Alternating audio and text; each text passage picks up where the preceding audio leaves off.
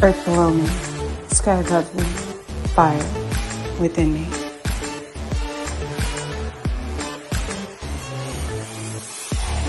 Brought to you by UPRN Network. I'm Trish Mo, and this is The Missing Piece.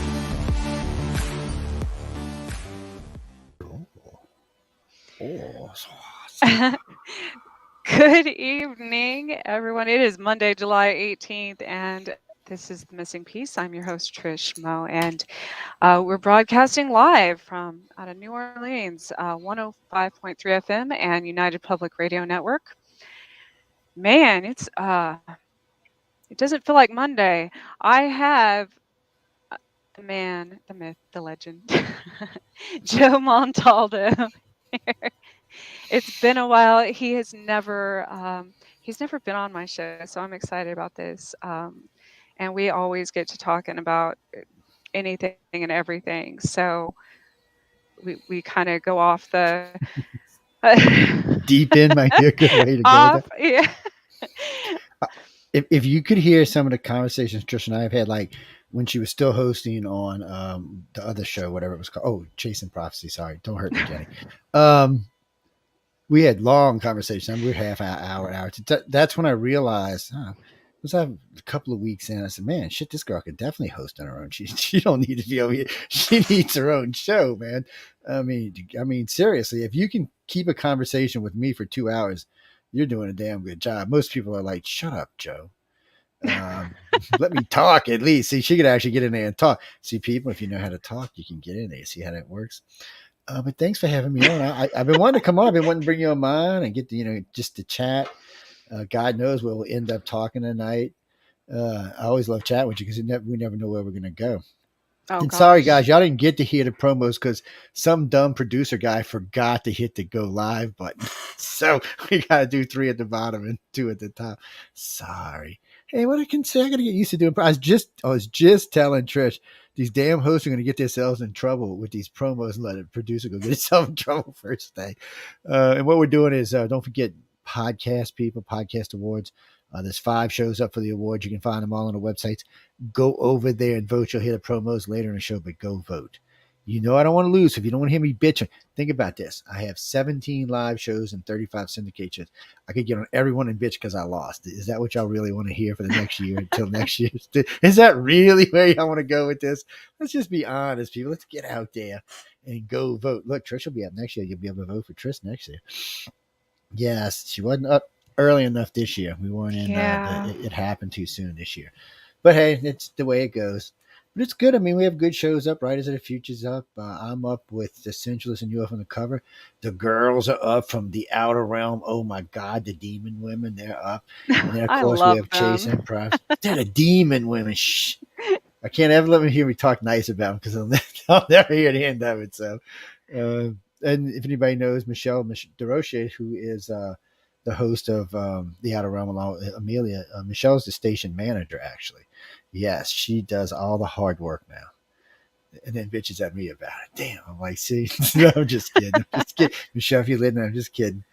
See how easy it is to get yourself in trouble in radio, I was guys. going to say, you're going to get yourself in trouble. I don't even It doesn't take long. It doesn't take long. No, but I've been having a lot of fun. I was talking to you that, stopped. There've been a lot of weirdnesses going on, weird stuff. Like in my house.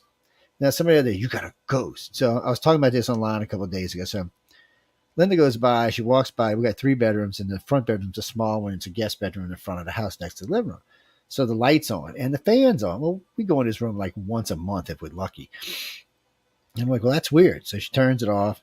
In the back, messing with the dogs, doing something. I look back and the freaking light's back on. I'm like, what the hell? So I go turn the light off. No light's been off. So then I'm coming in and my front door just opens. Now it's got a deadbolt on it. So I'm not exactly sure how it just opened. But it opened, then it closed, and then it locked.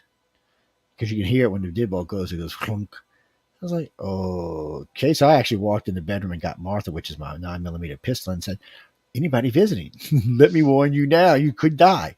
It could be a bad scene. But there was nothing there. And then there's been weird sounds, weird things. So I would think it was ghosties. But so people, if you understand, before anybody starts writing to us and tells us it's ghosties, my house is on Pylands. I live on the Gulf Coast. And literally there is at least a foot of salt underneath my house in the ground.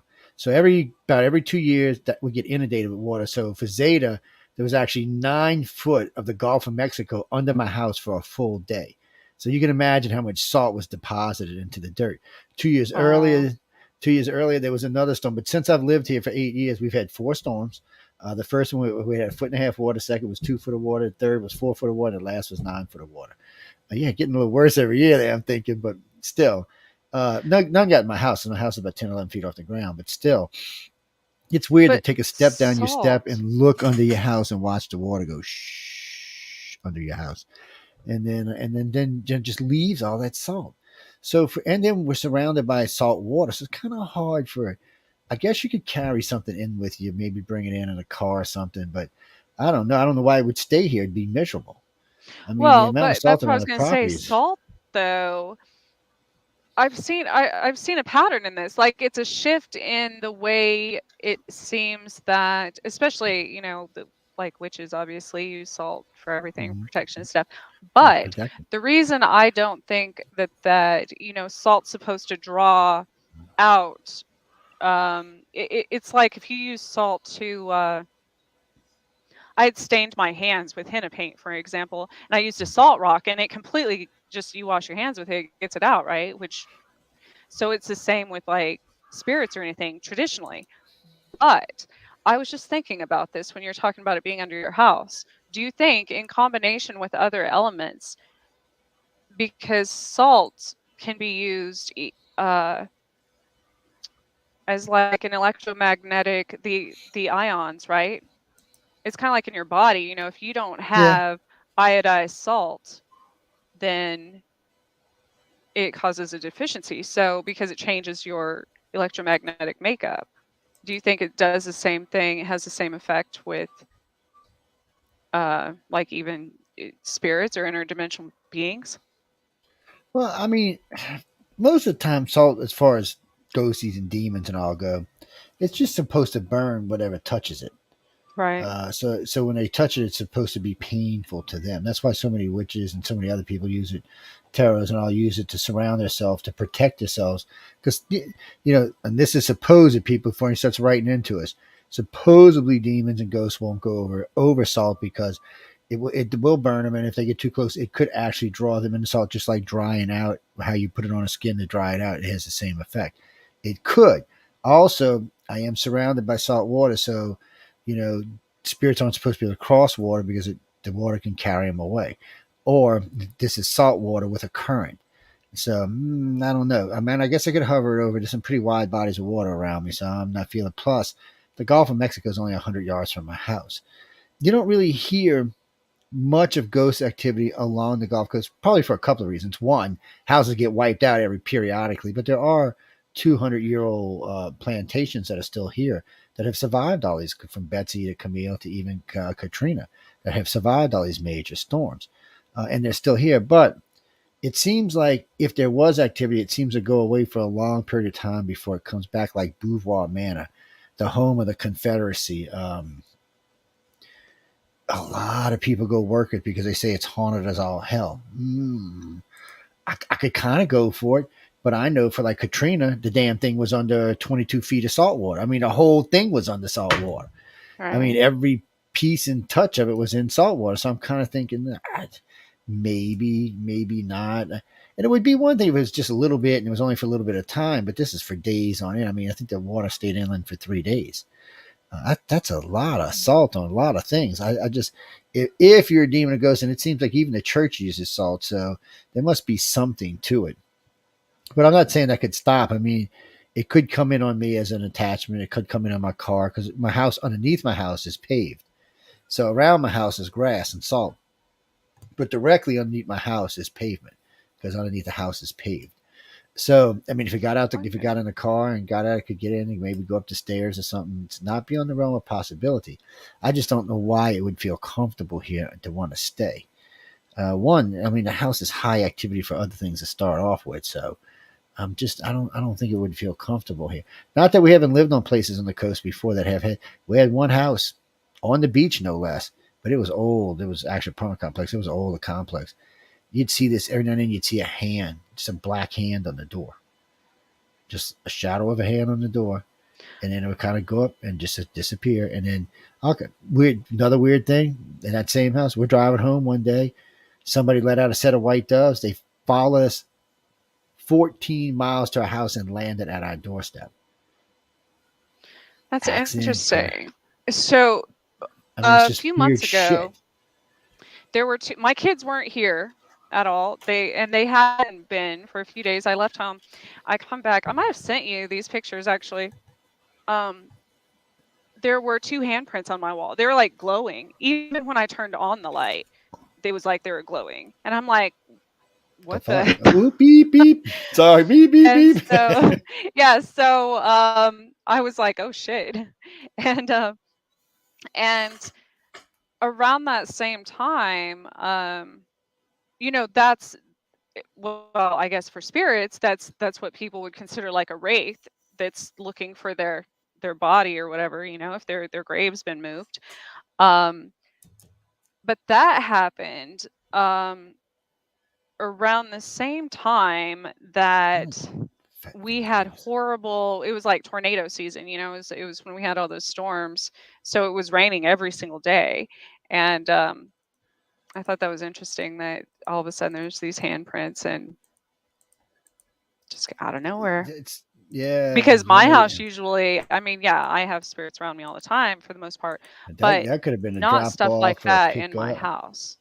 See that when I hear stuff like that, I instantly think of drop offs or Hmm. pickups. You know, when they're dropping you off and picking you up, like when they were setting you down, one of them might have put their hand against the wall as they were moving to get resituated. Just all because we find a lot of things like that we would consider to be when an alien came in and dropped you off or picked you up. Whoever just sent me that, yes, aliens are real. What are you talking about? No, well, okay, real quick, but I don't want to get barred down on this, but real quick. All right, let's look at this from a different point of view because I can already tell you're kind of a religious individual. I can tell by the text. Yes, I'm smart, ain't I? So let's say that God created us, and let's just say God created the universe, okay? Whatever you want to consider God to be, he, it, or she created the universe because I don't put no connotations on God. So now you're saying, I just what you wrote to me, that aliens aren't real because God didn't create them or couldn't create them, is what you actually said. So let me get this straight. Your little lonely human ass just now said what God could or could not do. You're going to hell. You know that, right? If you believe in God, you're now going to hell. You just committed a sin. You just questioned the Almighty and what He, it, or she could do. See, I would never put limitations on the Creator because I figured if the Creator could create all of this, have you seen the new Jack Webb telescope pictures? If it, he, she, or it could create all of this, I'm sure it could manage to create a few other species along the way, which some of possibly, oh shit, could be older than us. Could that? I mean, let's be honest. The universe is 14 billion years old. If you want to get technical, it's 13.9885 billion years old. Okay, before anybody wants to get correct me, but yes, it's 14 billion years old. I just think it's nervy when people put limitations on God. I'm just saying. Well, I would also, not do that. I have something to add to that. Most of the extraterrestrials that I've communicated with, anyways, or been in contact with, um, 100% also believe in a higher power, whatever they might call that, um, or some type of creator, obviously. So you're right. For so even I, I most just I most just aliens. always I always thought it was just a little nervy for people to put limitations on the creator. I mean, I wouldn't do it. I mean, hell, I'm in enough trouble with the creator as it is. I don't think I should be going around limiting he, she, or it. Yes, I know I aggravate you when I say he, she, or it, but hey, look, I haven't met God. I don't know if God's a he or a she or something else. It may be, omnisectional. I really don't know. I don't know. Look, You I have can't not met assume God. gender. And a lot of what I think falls into religion today, I think it just has to do with the extraterrestrials. I don't really think it had anything to do with the creator. Because let's be honest, people. Let's say there is an almighty creator. And it created the universe. I mean, this big, vast universe, the multiverse, because now we know there's more than just a universe. There's a freaking multiverse. So this omnipotent super being beyond any other being creates all of this. So let me ask you something. Bobby, do you really think this omnipotent super being knows who the hell you are or even cares for that matter? It's not that it couldn't be compassionate and loving and empathetic. It's just there's so much. I mean, do you realize there are probably hundreds of Googles of trillions of beings out there? I mean, we don't even have a number for it. And yes, so oh wait, so you're telling me oh there's a bunch of guns that you can't have both ways. Get the hell out of here So with that crap. somebody put this into such a simple perspective for me when I was little, and I was watching, people used to have ant farms, and in an ant farm, there's somebody that has a really big one, there'd be like thousands of ants, right? Well, technically, as the caretaker of the ant farm, I don't know every single ant. Like, when I was little, I didn't know, because as a kid, you name all your little whatever pets, but no, once they multiplied that much, I couldn't tell this ant from that ant. You know what I mean? Mhm. Like, it was so. Well, So it's that's a like good that's way of a saying it. really good um perspective, I guess, for the Yeah, universe. it is because ant, yeah, I mean, I and cared well, about the ants. I wanted to keep them alive, but I didn't know all their names. yes, and they didn't even think about us. They just went on with their little lives and seeing these little faces every once in a while, and said, Yeah. "What? Oh, go on. They're not worried about you." That's the problem with everything today. It's so much more than even we want to admit to, and it's just and people say I get friends that tell me all the time, "Well, what's the use if it's just all of this?" I say, "Well, you don't know what the use is. That's the point." You don't know if you or your son or your grandson or your granddaughter, your great granddaughter, who it might be curing cancer or going to colonize places or lead an off world colony. You just don't know who it is. So you can't quit because you just don't know. Then I said, maybe that's part of the sneakiness of the universe. You just don't know. It's the universe's way of not playing fair. Look, Well, it's the I same won't with give up till they put me in a box, okay? But it's the same with it doesn't matter how big you are in the universe either, because we've learned just on Earth through pandemics and such, that even the smallest bacteria or living, whatever, can make a really big impact on the Earth yes, and the environment and as everything we've else. So, as the whole world has just found out the hard way. yes. Yeah. Well, no, people. I mean, if you've been involved in anything to do with the last viruses that's been crossing our planet, you'll know what we're talking about. It's just a little bitty nothing, and look what it's done. I mean, look how many people it's killed. Look how many places, how much it's damaged. Look how much it's ruined the economy. And I mean, you can't even see the thing without a microscope. Hmm. And look And how much it's damage. it's it's almost become, um things like that mutate. Even if, people could say it was lab created, what, okay, maybe so, whatever. But I guarantee they did not predict its evolution, much No, like, unless it was like created, anything they else. didn't. Yeah, Well, it's even if it was created, you know what I mean? Because it started evolving and mutating on its own. So, it, yes, and it mutated a lot since the very first strain. And that's the thing, Peter. That's why we always talk about when we're doing exploration on other worlds. You got to be careful because if we bring something back that we don't have a immunity to, it could wipe out the planet long before, or maybe not completely wipe it out, but wipe it out enough that we'd be going backwards for a while. It doesn't oh take yeah. much. I mean, COVID went around through and infected a third of the planet pretty quickly. This could be something much more contagious because, in some ways or forms, humans have some, immunity to some things like, SARS virus and colds and stuff like that. We have a little bit to it anyway.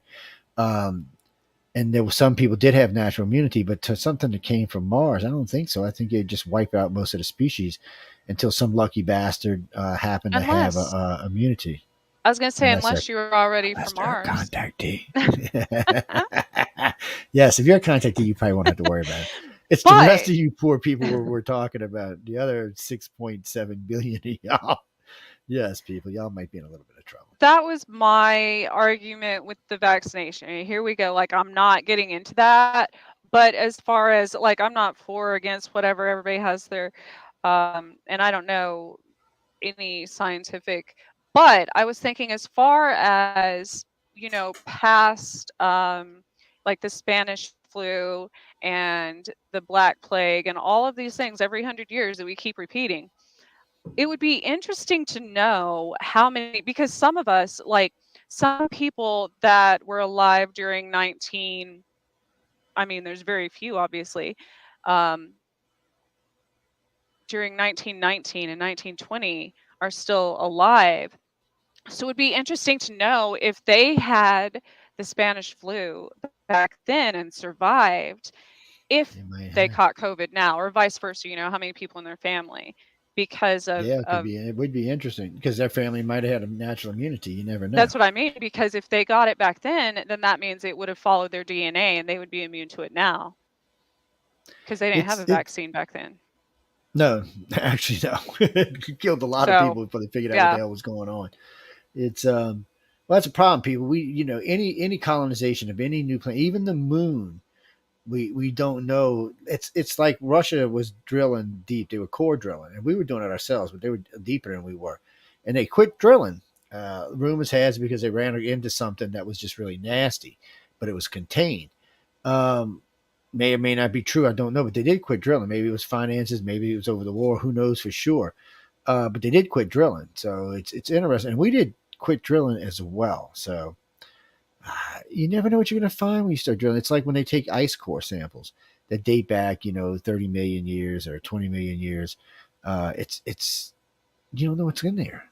Humans weren't walking around on the planet. Well, let me rephrase that. Humans weren't supposed to be walking around on the planet 50 or 60 million years ago. So you don't know what kind of disease may come from that would just wipe us out. Well, that's Uh, what I was gonna say, and as humans, we tend to do stupid things, like, we do things before we actually think about the repercussions, like, we're like, "Ooh, a Yes. shiny new button, I was thinking about that because, what was Saturday, I think?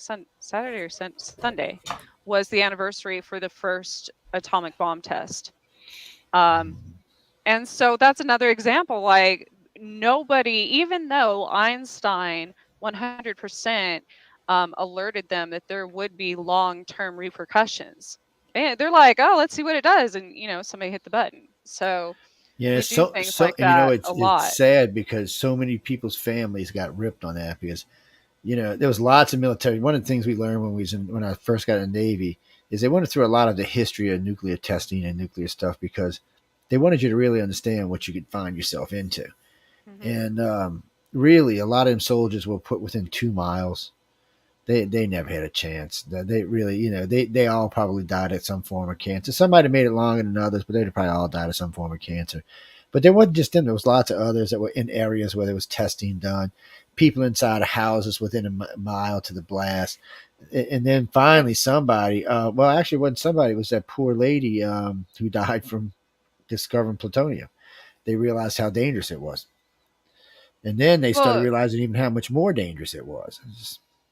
and that's growing up in New Mexico, I really saw the after effects um, of these things because there were complete ghost towns where everybody had to evacuate, and I'm sure most of those people later on obviously died at a younger age and such that they were in the towns immediately following the test. And I also got to see the other side of it growing up because one of my parents' very good friends had come here from Japan, and his mom, my dad's friend, his mom was actually, she remembered her family. She told us the whole story about in the days leading up, they had flyers. She said went out, and she remembered that were warning and to evacuate, and her family, they didn't have the means to at the time, and most people back then didn't really take things like that too seriously because it had never happened before. Nobody knew what was going to happen. So, and she said she remembered um, they just grabbed what they could and running away from the town, hundreds of people, and looking back and seeing the blast. And it's crazy how, and then so there's two people getting along perfectly fine, with best friends in the same country in the same area, that had two totally different experiences, because obviously, my family was from New Mexico, theirs was from Japan, and even though it was only tested where we were at, my parents remember that too. So it's an interesting concept, It is, and yeah, I bet you about a lot of cattle mutilations around there too. Oh, It's there's funny everything in New because Mexico. well, yeah, because New Mexico's a weird place too. I've been in a lot of places in New Mexico. I've been in several cities. Yeah, I've been to Roswell half a dozen times or so, and I was going to go this year, but I got hung up on this damn job. Well, that's sort of true. Sort of was there for a day, but doing something else. But nothing I can talk about. It's classified, people. Anyway, it's classified. Anyway, it's just classified for anybody who starts writing to me. But no, I mean, Roswell's interesting because it's Roswell. Even though it's not where all the activity happened, it's Roswell. Um, um, Carlsbad's interesting because of the crystal caverns. Where was I in up north, northern New Mexico, Albuquerque? I liked Albuquerque because Albuquerque had a shitload of Christmas trees around for some reason. I mean, they were just everyday trees to them. For the rest of the country, they were Christmas trees. I'm not sure what that was about. They're Uh, pine trees. yeah, they're not like pine trees we So got down here. I tell you, we got pine trees in the south. They ain't the damn pine trees I've ever seen. But and then what is it? Santa Fe. I've been y'all have to. like Charlie Brown Christmas trees down there. I've been in the South. Yeah, we got blue spruce. We got all kind of actually. We have like 20. There's about well, no, actually, right now you get about 10. You get long haired pine. You can get spruce. They got a really pretty short haired. When I say short hair, short spine, about that long. They're really, and they don't lose their needles. I don't know why, for some reason I was drawn to blame it. They're really thick, lush trees, and but that's because they grow real well at that borderline up there between it being hot and cold. They're usually growing up northern Louisiana, places Mississippi like that. They have huge Christmas tree farms up there, and if you want to go cut them yourself, they're really cheap, people. Actually, I go get a big one every year, but I also have a big one. I got a fake one that's 11 foot tall. So, and ever since I moved in this house, well, I used to get in trouble all the time because I go buy a Christmas tree and like bend on the ceiling when you bring it in. So now we got a house with a 12-foot ceiling, so I don't have to bend it on the ceiling anymore. I have a fake tree, and then I also have I usually buy a real tree, like a potted tree, and obviously Yule traditions. I Yes. will go plant it in the name of, somebody like one of my ancestors or somebody who's passed Yeah. away. So So sometimes it depends what I'm into that year, but the fake ones I always see it because it's a big beautiful tree and it looks like a real tree. It's on the internet. I put it up a couple times, and then the only reason because the when I get the live ones, they're just usually generally quite a bit wider. They're like monster trees. But I'll usually burn them. I'll set it up for New Year's for them to burn on New Year's. I'll have like two of them because I like to put one in the front yard.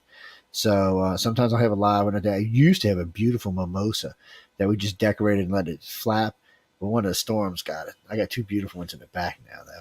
It's they're really pretty in the spring. it's Ooh, man. interesting you're talking about Christmas trees, because this week approaching, what is it, the 18th? It's almost Christmas in July.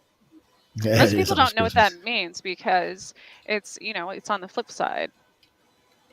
So technically, everything that's happening in, well, my life, anyways, I don't know if this happens in other people's lives, is the same as what happened around Christmas time. It would have been like, what, we're in retrograde like 2 years ago or something. So Mhm.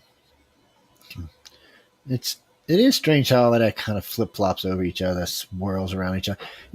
I've been around for a little while, so I noticed I see a lot of patterns in the world that I didn't see when I was younger, or I just didn't want to see. I ain't gonna be lying. I was kind of preoccupied with other things, so it's so a lot of times I just let things slide by, and as I got older, because I was really when I was really young, when I was in my teens and in my early 20s, I was really into certain types of gifts. Then that's when I designed my own tarot reader, my own style of reading. They even designed a deck for it. Beautiful layout. I mean, it's just a very, very accurate layout. It's a great layout for anybody, but if you're advanced, it's really good because you get a lot of information out of it. And it was just designed because we were doing a lot of reading at the time, and I wasn't getting what I was looking for. I had it in my head, but telling people information without being able to show them something doesn't always work for the individual. No. So, because a lot of times I didn't need the cards, but if I just told them, they wouldn't take to heed it. But if I let the cards tell them, then they were fine with it. So, but it's a great. I still have to read it. One of these days, whenever we actually get back for pay for listen again, I'll put it up as a pay for listen, a pay for view, and people can learn how to use it. Uh, when I was reading That's at the the bottom of the devil's teacup, work, Joe. it is a devil's work, but still, it's the work of many, many. If I can tell you, I'm going to tell you how this came around to being. There might be children listening. Look, people, witchcraft has some other aspects to it that we can't always readily talk about. And since Linda was studying with Gavin and Yvonne, she was learning White Wicca, very sweet little witchy girl, and I was studying with Alan Sokral's grandson, and or great grandson actually. And yes, well, you ever heard of sex magic? That's what they were teaching us. Jesus. Shh. It's a G-rated show, people. PG-17 or something. PG, I don't know, PG something or another. I just, the number I was trying to it's like my family and I go round and round about this because they don't share the same beliefs as I do. And I was thinking about, we've had a lot of birthdays and such in my family in the last few months. And I'm like, do you all I mentioned that when somebody was blowing out the candles on a cake. I'm like, so what do you consider this? When you make a wish and you're blowing out candles in a ritualistic type way for a birthday. Oh, Trisha, that's just I'm like, mm, That's because they don't have a clue what they're doing. That's why. right. Right. Careful what you wish for. It's I tried to explain this. I think I was 17 or 18, and I was in church, and I was trying to explain to somebody in church. I still remember, none popped me in the mouth for this too. I said, "Look, guys, a lot of our holidays are based on pagan holidays, and people just learn pagan. What the hell's a pagan?" And because they were going to Catholic schools or Baptist schools, none of them had really been into like public schools or anything like that. And private schools don't like to teach it either. But it was, and I still remember that nun walked right out one pop, and I just looked at her like I think I was in fourth grade maybe. I wanted to get up and just smack her ass. I still remember that. I'm thinking, oh, you're gonna burn in hell because you wanted to smack the nun, Joe. That's just God. But it's true. I mean, almost all of the major holidays today are laid over a pagan holiday. They can, Oh, even today, they want to argue about it. And there's no argument. I mean, you can go back. It's easy to go back all the way back. You can go all the way back to almost the Druids and yes. see how the solstices, how we did our solstices every year, and our And the vernal only equinoxes. reason the Druids didn't believe in written record keeping because they Mm, lost trust for everything. So that's how they followed their genes and their DNA was if somebody, yeah, knew. they the same way the Dogon did it through spoken word. It's Mhm. that's how that was kept. Yeah, there's some disadvantages to that, but there's some advantages to it as well. So Well, uh, and I 100% believe that it absolutely well that's in all of us. But as far as I don't necessarily blame again, yes, you're correct. Nowadays, with the use of with libraries being open and internet and everything else, you can go and you can look up historical um, records like that.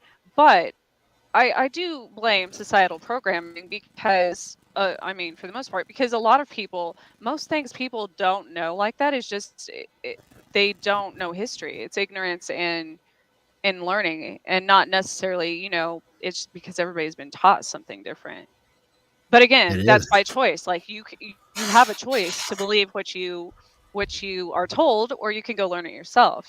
So yes, it's kind of a double-edged Well, sword on for that me, part. it was hard on me because, and I don't really talk about this story that often, but my dad died when I was 16, so I went on this. I was just pissed off at the world. Is what the problem was. I was 16. I was used to I came from a fairly wealthy family, and I was just losing my mind. So I was like, okay. I said, now we're going to see how the world really is. I spent until my son was born when I was 23. I couldn't even told you half of what I did in my life. I was just out there. I mean, I started out, so I got out of religion altogether, and then I had some weird experience which I'm assuming was a contact, but it was a weird, weird experience that for some reason I remember because I've been working with some other people who kept telling me they were having abduction, and I kept looking at them like they were stupid and they needed to get off the drugs because aliens weren't real. I know people hearing that come out of my mouth in itself is just weird, but it really, when you go back to when I started, that's how I felt about it. It just all felt. But anyway, because of that, I spent 2.5 years with a devil worship group, Satanists, is I guess what you'd call them. I was like, yeah. I spent 2 years with a dark magic group, which I was kind of like, yeah. I had this rule. I didn't want to do harm to anybody unless they were doing harm to myself or someone close to me. I didn't feel the need to do harm to anyone. These groups felt the need to do harm to people. So I was like, man, that's just not for me. I hung out with a group of necromancers for about a month before I realized they were totally whacked out of their brains. That's as nice as I can put that. Um, Remember me insulting, we had one on chasing, it was like, I don't know, one of my second or third shows. Sometimes, because Ugh. when you meet one, you're like, yeah, okay, you are whacked for sure. And then, right, I was getting ready. I had an invite to go to this really dark thing. It was I forgot what they called themselves. They were part of this vampire group, and then they invited me to come, and I was going to go. And that at a party in the French Quarter, a place called the Dungeon, I met a relative, Alistair Crawley, and I thought he was, full of what. But he verified. He actually took me a couple places only Crawley would have known. He showed me a lot of stuff. Showed me a lot of stuff that I've never seen on the web still to this day. All of it belonged to Crawley, all written in his hand. I learned a lot. And like I said, then Linda went and spent 2, 3 years with Gavin and Yvonne learning Wiccan, basically. And thanks, sweetie. And So then I never we went learned. forward after that. Wreaked havoc is all I can say. I I was a little bit like nobody ever taught me anything. I've had quite a few near death experiences and stuff, and it's like after each one, I had recalled something from a past life or from ancestors or of different, I guess, branches of paganism. And then just recently, I started doing my, I do genealogy a lot of times for other people professionally, but I had never, probably because I was afraid of what I was going to learn, done my own families. And I recently started doing that, and I learned that, my, uh, well, my ancestors, a lot of them directly immigrated from um, Scotland or Ireland, obviously. And then there was also the other half were from Africa, and most of them founded a lot of the oldest communities in Louisiana. So I'm like, well, there goes, that's where the Celtic um, origin, as well as the like the voodoo, the African, and then and then I'm also, the native um, part of, so I've got all these different like, um, but I never knew that, and so I never knew where all of this knowledge would was coming from, because it wasn't something I read, it wasn't something I was taught, it wasn't something, I researched even, um, and so it was interesting that um, that's all part of my, I guess, It my is, family lines, my I lineage. know, I know, I know. When I had mine done, I always thought I was a mutt because we got a lot of family on both sides. I figured your mom got this much, dad got this much, grandparents. Probably 8 or 9 different things, maybe 10 different things. Well, I found the base of my family came out of Venice, which surprised me uh, because I'm only 14% Mediterranean. So that means my family must have moved out fairly early for that to be that diluted. Hmm. Um, I found out that I was Irish, Scottish, Welsh, 47%. So I was walking around hanging out with the Druids, more than likely in the Vikings, because that sounds about right where I came from. The rest actually was English, and then there was a little bit of Native American in there, just enough to get my card. If I wanted to, I could get $2,000 a month from the Cherokee. Um, and there was one other thing I can't remember what it is right now, but I was just surprised because I really thought it was going to be far more than that. Shit, in today's world, that's a pure blood, man. What the hell y'all talking Yeah. about? No, I mean, come on. I was just, but to see how much of it was from the island itself. I mean, we're talking like 77%. Um, so, and then one of our ancestors was on the Isle of Skye for a while, and then it was just weird. I had ancestors in all the places I want to study or places I want to be. I was wondering if it was just like, was that past lives, and I was just remembering that's why I wanted to be there. It's but then Linda's family is from Sicily, so my poor son, he's a Dago man. He's at like 44% or something. I I I think we always go back to where we came from, whether consciously or not, because and it doesn't even have to be I was talking to Corby on my show last week. I said, a lot of my family, my ancestry came from like Scotland and Ireland and stuff. And so I live near a street named Scotland and things like that. So even though it's not the actual country, it's like a subconscious thing that follows your bloodlines for everywhere you've been. It's kind of like it's a map of your literally your DNA. It's just most people don't pay attention to that. And the reason that came about was because my mom one day, she's like, "Oh, yeah, somebody, I think it was your great grandma or great aunt or something, lived on that same street name." And I was like, that's odd. But then going further back, I realized that that specific street name was an old family name. So I think whether regardless what country, what state, um, and especially in the U.S., because a lot of the states and the towns and everything else were the last names of families, founding families back then. So It's strange because you can follow so much family stuff forward. What's that? Renee? Is that what your name, Renee? Oh, no, no, no, no, no, no. Well, no, that's true. I did say that. I did come from a wealthy family, but from age 17 until age 30, JoJo did it all by him little self. No family money, no nothing else. Can't tell you how many times I had to go sleep in a hotel or get an apartment here, move out, move here. Yes, quite a few times when I was young. I straightened up somewhere around 30. Well, I calmed down somewhere around 30. I straightened up somewhere around 30, around 40, actually. he Um, still hasn't straightened up on yeah, I that do one. still have issues. There's no doubt about that part. Any of my good friends will tell you, yeah, he's got issues. But it's fun. It's all fun. Oh, actually, let me go back because I had seen this question earlier. So no, so the reason I had said that about cattle, New Mexico and Colorado, one have a buttload of cattle to start off with. So does Kansas City and Oklahoma. But what those other two have that the other two don't, meaning New Mexico and Colorado, was a lot of nuclear testing. So I got in trouble with Miss, what was her name? Linda Moulton Howe. She was a beauty queen at one time, turned ufologist. Yes, yeah, whatever state she was in, she won Miss whatever the state was she's from. But anyway, I'm being nice.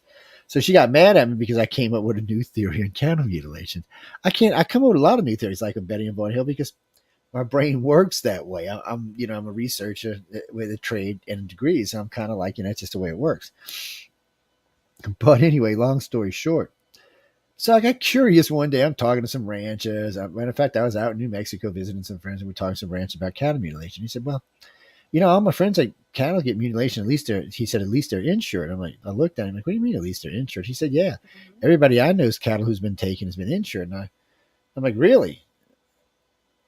I said, "Well, that doesn't sound freaking alien. What does alien care if your cows are insured? I mean, what does that mean to alien whatsoever?" So I'm like, "Nah, it must just be a weird influenza." So I got on a phone, called a couple friends, said, "Can y'all do some research for me? I need you to contact some people, some of these mutilations in other states like Nevada, Arizona, Colorado. I mean, Utah." And I said, "Let me know if you find out if these cattle mutilations had insurance." Everyone they talked to had insurance.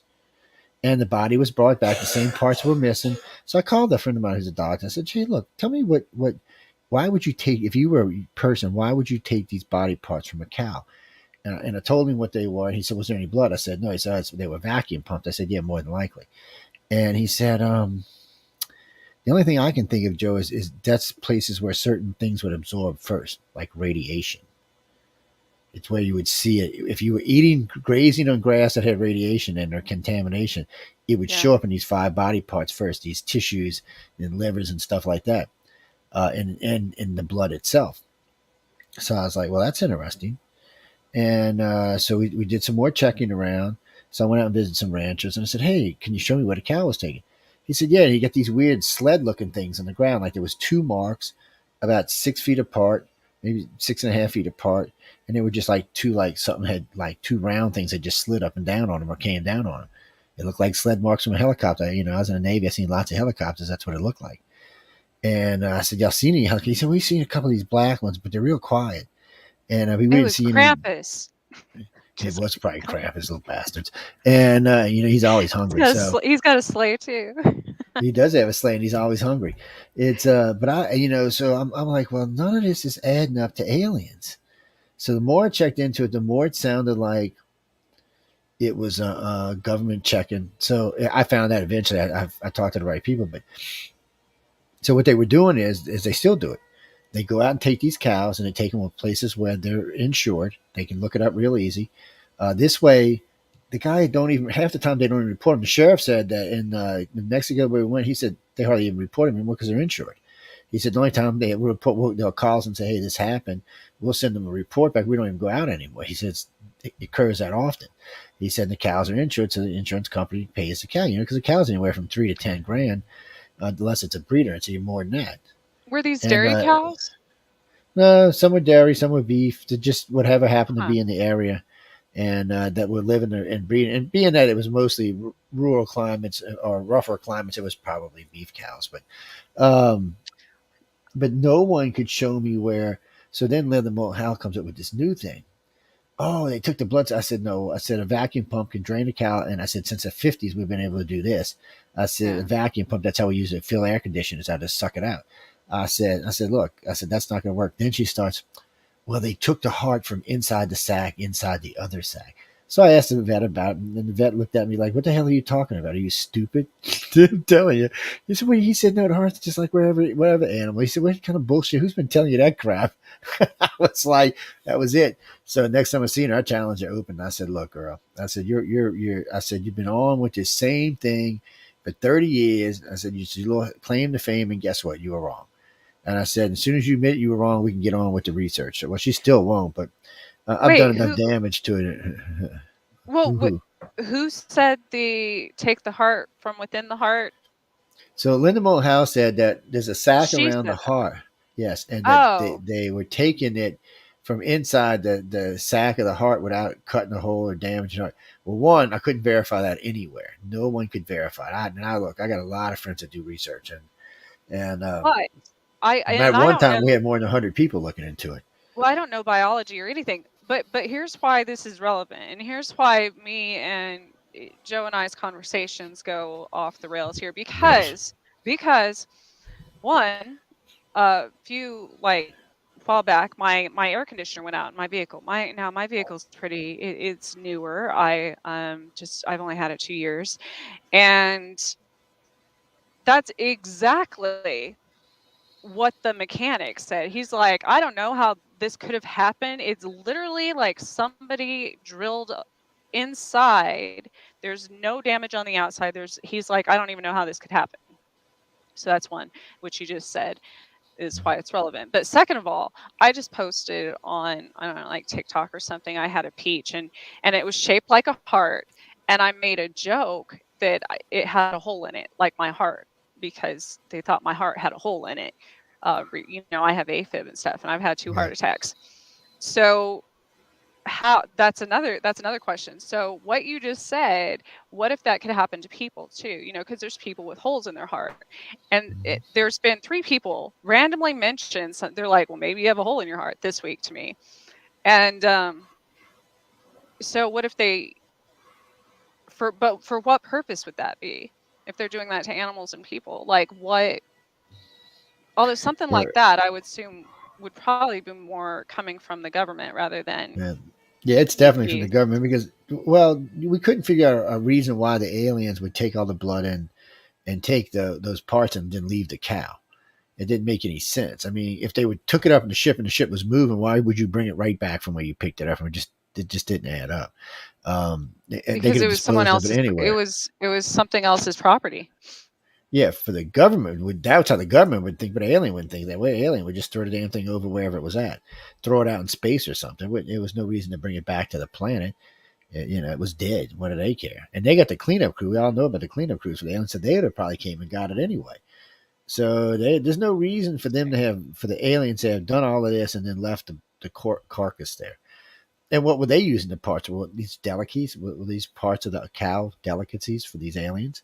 Or was the blood a delicacy for the aliens? I mean, we don't know. But we do know for the U.S. government, it is a way to find out if there's radiation in those areas without alerting the people around it. And that was the trick. I mean, literally, I don't think people realize how many nuclear tests were Oh yeah, done in the United yeah. States and in New Mexico and Colorado. And the ground is highly contaminated. They were underground testing. So all they're trying to do is find out if there's a problem. And if there's a problem, they can nip it in the butt or, buy a rancher out or close an area up like they did out at Skinwalker because it was contaminated. That's the whole problem with Skinwalker. Well, and the reason And I was asking if it was dairy or beef, so because I've lived in both places, in the Midwest has more beef cattle, and oh, there's a baby. it thinks it's And a then baby. It's a the New killer. Mexico has a lot of, especially near Roswell, has tons of dairy farms, dairy cattle, and in a dairy cow, obviously, it's kind of like breast milk or anything. The radiation would affect that sooner, or like it's more likely to affect that Well, yeah, than penetrate the it way blood or the faster. beef, and be in milk that's sent all over the country and the world for that matter. Okay, go get Um, out of trouble. And that's the point. So this way, they're testing these things, and they now know um, that the meat's fine. You can go ahead and send it out. There's no reason to stop anything because if for some reason a bunch of cattle would get out that ended up contaminated, which would kill or mess up a lot of people, the government would be up to their eyeballs, and there was no way they could get out of it. They'd have to deal with it because it was their radiation. This is just a good way of keeping it under control without panicking the people. And I don't know why humans think we're still not checking this radiation. I mean, radiation takes anywhere from 2 to 15, well, anywhere from 2 to 100,000 years to dissipate. So I don't know why they wouldn't think we weren't monitoring this. And it was underground. It cracked fissures. It could easily leak into in the water in the underwater table, be coming out somewhere else, and easily contaminate things. So it's just an easy way to keep track of it. But ufology took this as an alien thing so much that they can't go back. They just can't. It would be, they can't admit it was wrong and there's a better theory than the one they have. And it is a better theory. It's more practical and it's more useful. it is, but on the other hand, on the other side of that, a lot of contactees and abductees, have. So, what about the ones that have radiation from being taken? You know what I mean? Because people, all the ones that always come back, um, were exposed to radiation. So then they're radioactive. Anything your saliva, your anything like that would be radio. You'd have it's like it would be But almost like people with cancer treatments and such. hmm, but how about if there's another step to that you're missing? What the hell? Sorry, hold on. I got fat finger itis tonight. I was Here gonna we say, go. where'd you go? Yeah. So how about if there's another step to that? So with Travis Walton and a few other contactees over the years, we've learned that the government or the aliens drop off the contactee to the government sometimes. It's a handoff. And we know that because there's the way aliens do things one way, government does things another way. So if I was working for the government and I was going to hypnotize you, I would use three things. I'd find a good empath or a good telepath, and I'd use sodium pentothal and sodium amylothol. So I'd get you down to this state, and then I would passively use the telepathy and a good hypnosis and change your memories to whatever I Right. decided to change them to. So around level 10, that's not even a big deal. So that's the way I do it. Aliens don't do it like that. First off, 90% of the time now the aliens loop your memory anyway. They just find something you trust, going to work, driving your car, painting, whatever it is that you do, something that you do a lot, and you don't think about it.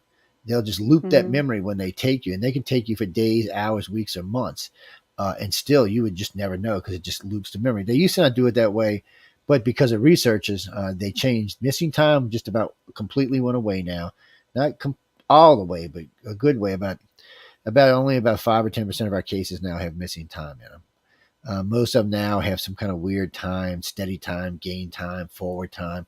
It's just different.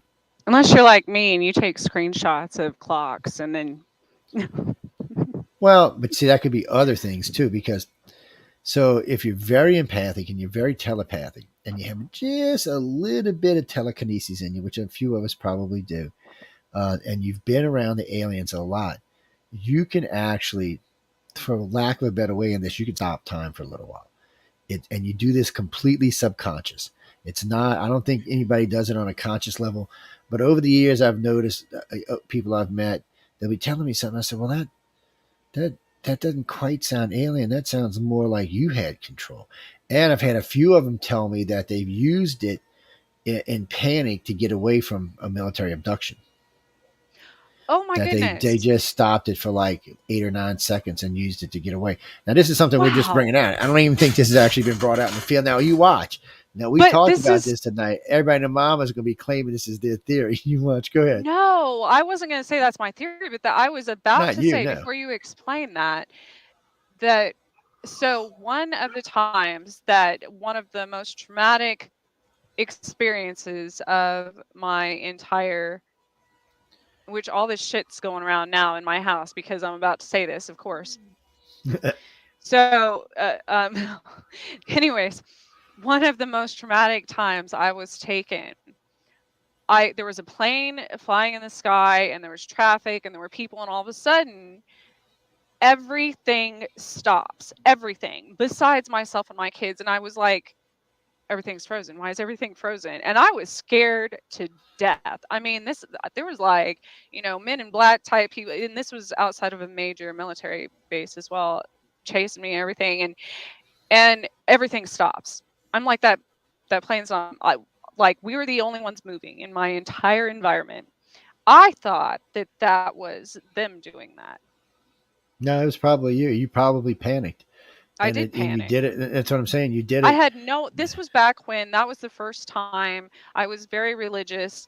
I went from all of these things happening and thinking they were a religious experience to this whole 3 day, uh, like basically military abduction type thing. But I didn't know that, I didn't know anything.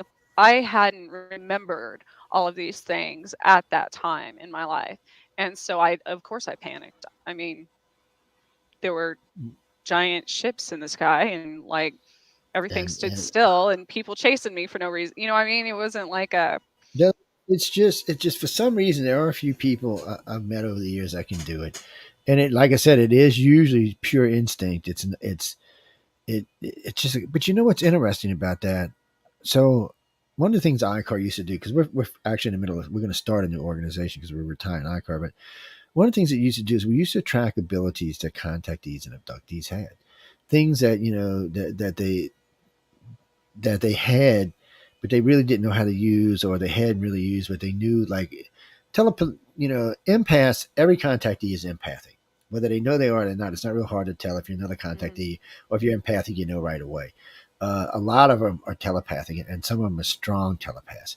It's one of the reasons the government opened, I think it was in 2000 or 2001. And by the way, this isn't a classified, the program's classified, but it's not classified to find out about it. So the U.S. Navy and the U.S. Air Force ended their remote viewing programs, and it went in turn for telepaths. So they started recruiting and looking for telepaths. One of the reasons they do military abductions is to find telepaths. See, a lot of people think all military abductions are about finding out what the aliens are doing. Well, that's kind of hard to do. Even we have more. Think of it this way: we have more access to contactees than the government does, and we can't find that. So, and Holly, they're not really having much more luck than we are. But recruiting telepaths, on the other hand, is different, and so they can find people with abilities. Sometimes they can talk these people into using these abilities. I imagine every now and then ET gets pissed off and intervenes, just like in the movie Yeah. Taken. And I'm sure they do, but sometimes they may not. because it may be a contactee that's retired. So, ladies and gentlemen, if you don't know what that means, is all right. There's a lot of contactees and abductees on the planet, but not everybody is lifelong abductees. Sometimes there comes a point if you're not going to be part of the later programs, like becoming a communicator or a keeper or something along those lines, then they retire you. Now, if you have kids or grandkids, they're going to come take them. They're just not going to take you anymore because you're no longer whatever experiments, whatever they were running is now done. And if you're not going to become part of the program forward to help them with what they're doing, then they retire you unless you're still useful for whatever they're doing. Um, but they do retire a lot of contactees. And that's why contact seems to stop after about 38, 34 to 40 for some people. That's usually where it's going to stop. But for everybody else who's actually involved or who has this ungod interest in them because they know it because they're telepathic, they keep them around much longer because they're much more useful. I was Mm. gonna say, and then when it comes to, so for a while there, what I had experienced was, um I was it was like I was threatened to either go along with it as far as telepathic abilities, or they would take my kids, and so obviously that was more government. I have to hook you up. Was it Nerira Isley? It was Nerira Isley and Katarina Wilson, I think, told me that. Um, and maybe it's Karina. I don't know. Anyway, I've met a lot of contactees over the years, but I've had a couple of actually a couple of them were Air Force, and they were in the Air Force, and they were told you're going to do this, you're going to do that. And a Mhm. couple of times they were even brought up on stage, and they used what they call super hypnosis on them. Yeah. And so then they did all kind of stuff. Those shows are still available, by the way, ladies and gentlemen. But they're deep archives now. We got 10,000, 12,000 archives up there, so you're going to be digging around for a while. But they are I, available, but it's creepy. It's kind of weird. well, and so I 100% think that, it got to where they were abusing that power of using me for such things. And so after so long, I didn't even want to live anymore. I didn't want to, I was like, okay, if this is how you want, if this is what you want to do, and you're going to use me as a weapon, then I'll just take myself out, right? Like, And it was because and of people like you is why we formed the first organization so we could find well, y'all. but after something, um, it was at that time that other entities from other planets came in and started helping me, because before that I was 100% traumatized from, I had been living on military bases. I had been near it a lot in my life. I had been, yeah, grew like in New Mexico. Obviously, they're all over the place. Um, but Yeah. then New it was Mexico, the giant after, landing pad. Sorry, yeah, go ahead. and I lived in Colorado where they're all over. Not a I giant was landing telling pad. you, one of which I haven't publicly talked about was when I lived there one time, and I was going to Grand Junction, Colorado, and it was just, I was modeling at the time. It was my makeup artist who I had never met. She was a new one, for this agency I work for, and on the way there, it was a few hour drive from Denver. On the way there, we started realizing all these synchronicities that we had in our lives about people. She's like, wait a minute, like I know that person back, and we had never met. We weren't from the same places. I hadn't lived there very long. And all of a sudden, we're like 30 minutes from Grand Junction, could see the lights of the city.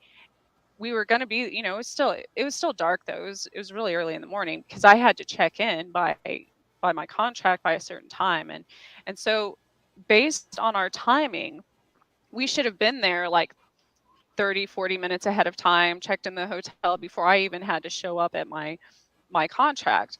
And that's the last thing I remember. And all of a sudden, the next thing I knew, um, it's daylight out. We're in the middle of the desert driving, and I looked at her and I'm like, what?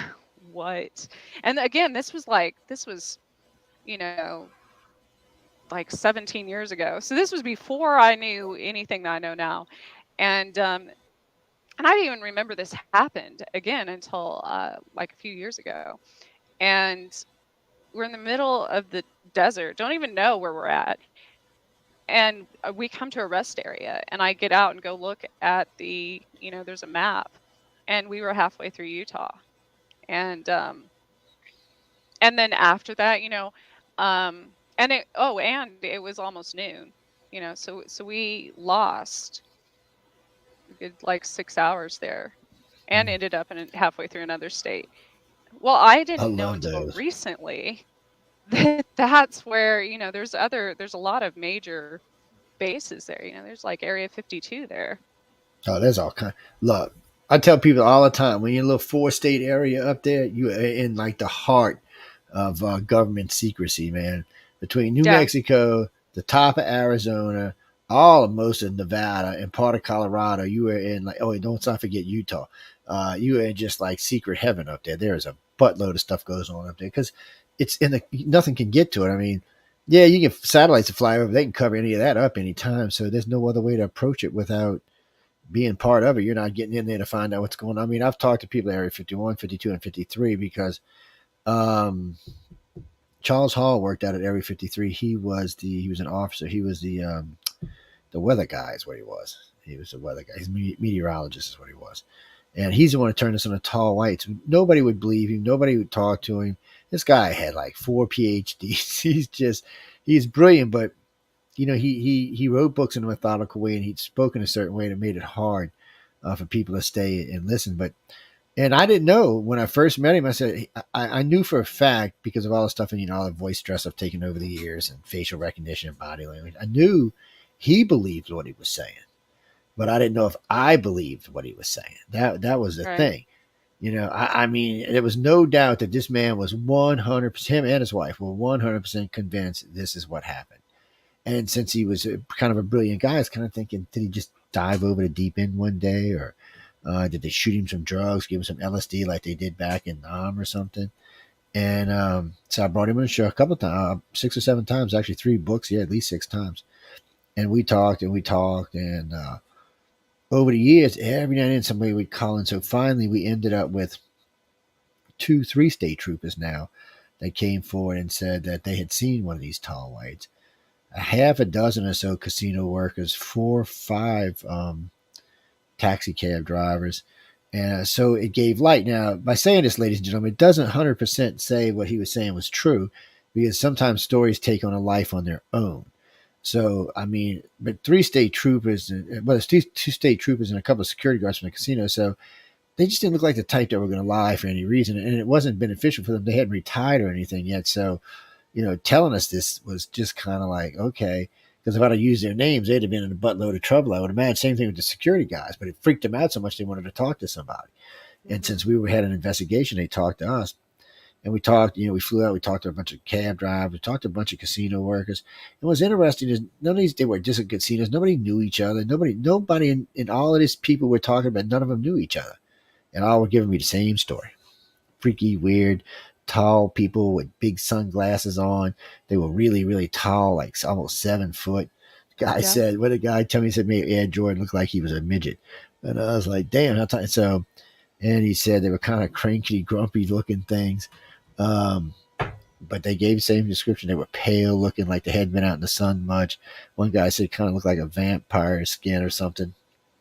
Um, so but still, doesn't mean they exist. Well, so another time, which was near what's been now, they think it's a vortex area in upstate New York where I used to live, which was also near a major military base. This house I lived in, it was like a townhome. So I had neighbors when I first moved in. It was just some women or whatever, and they never bothered me. But halfway through, somebody else moved in, and all of a sudden, all of this stuff started happening in my house. I mean, I have videos of my dogs like interacting with things, and it wasn't spirits, because back then, obviously, I was very aware that I could communicate with spirits, but I wasn't aware of other interdimensional beings. And so it got to where people wouldn't even my friends wouldn't even come over to my house because so many weird things happened.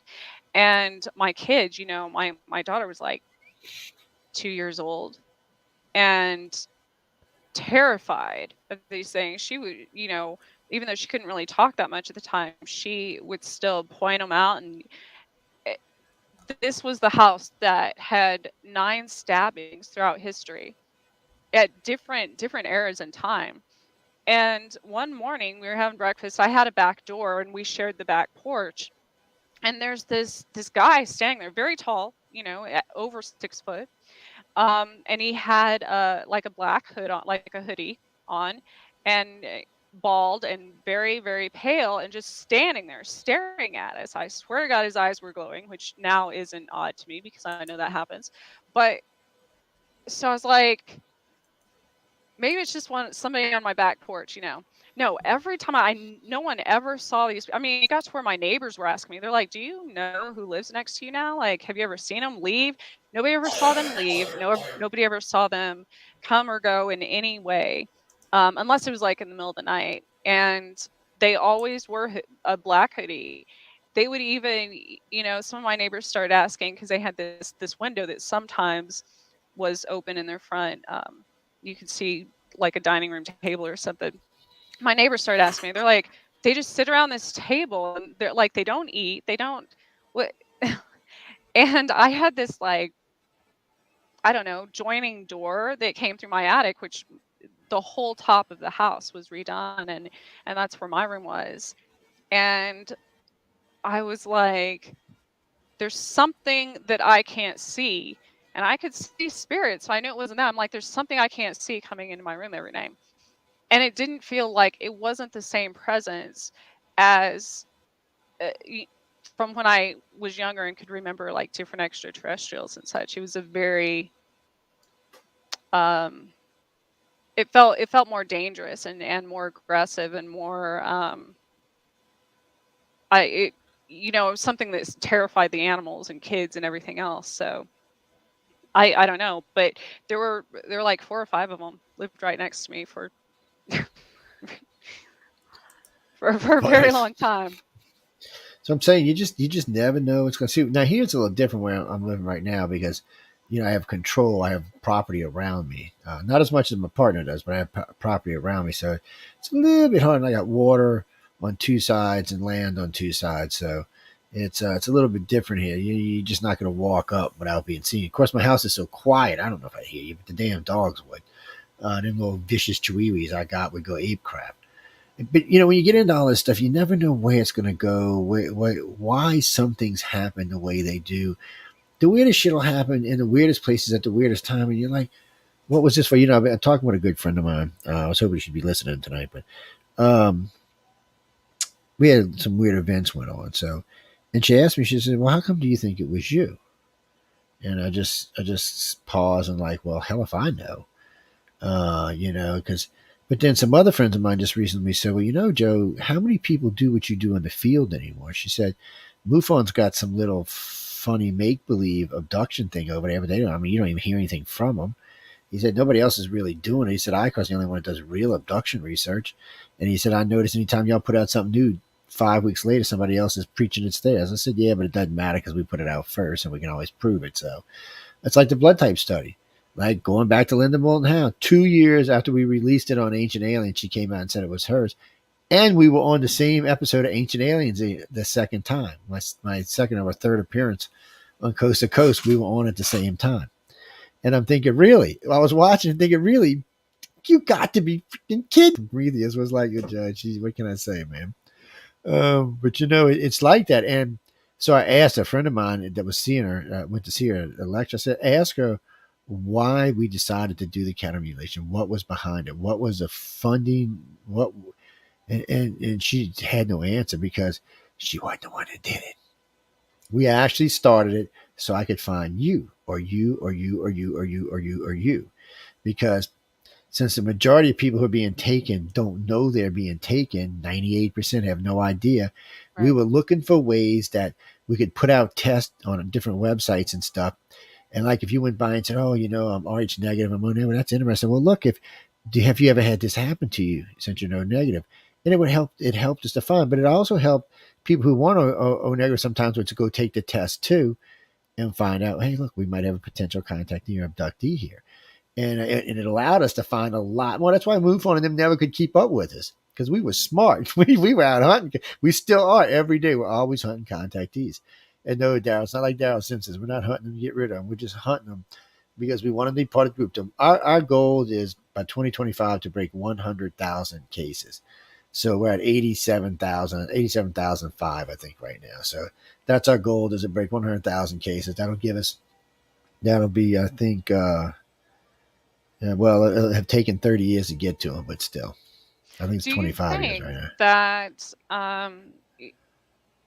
after the release of all these, after the declassification in the recent year, um, by the government and other countries even and stuff, do you think that that many more will willingly come forward?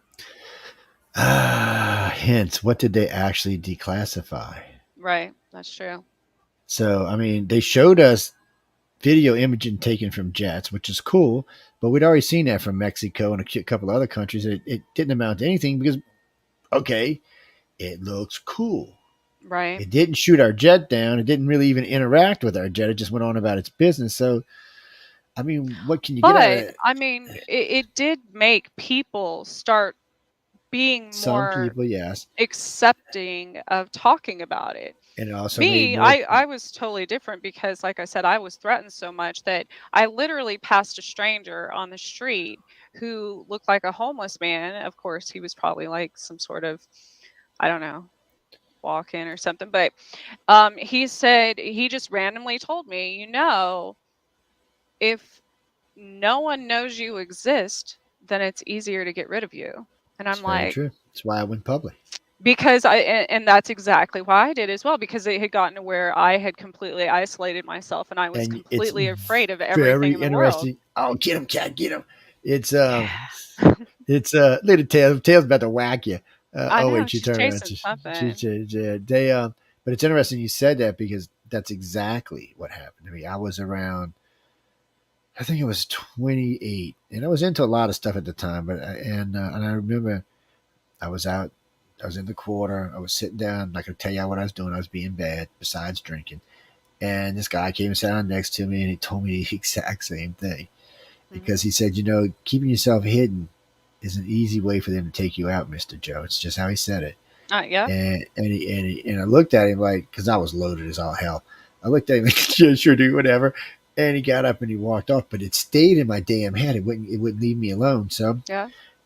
first thing I did after that, I got a little, I forgot what they call them, where you set up a group where you could have weekend groups that come around. You put it, I forgot the name of the group, but you'd pay and then you could send it out to everybody that was interested on that group. And then they could come out to your house or to wherever you were to do it at an Oh, like a office or whatever. meetup?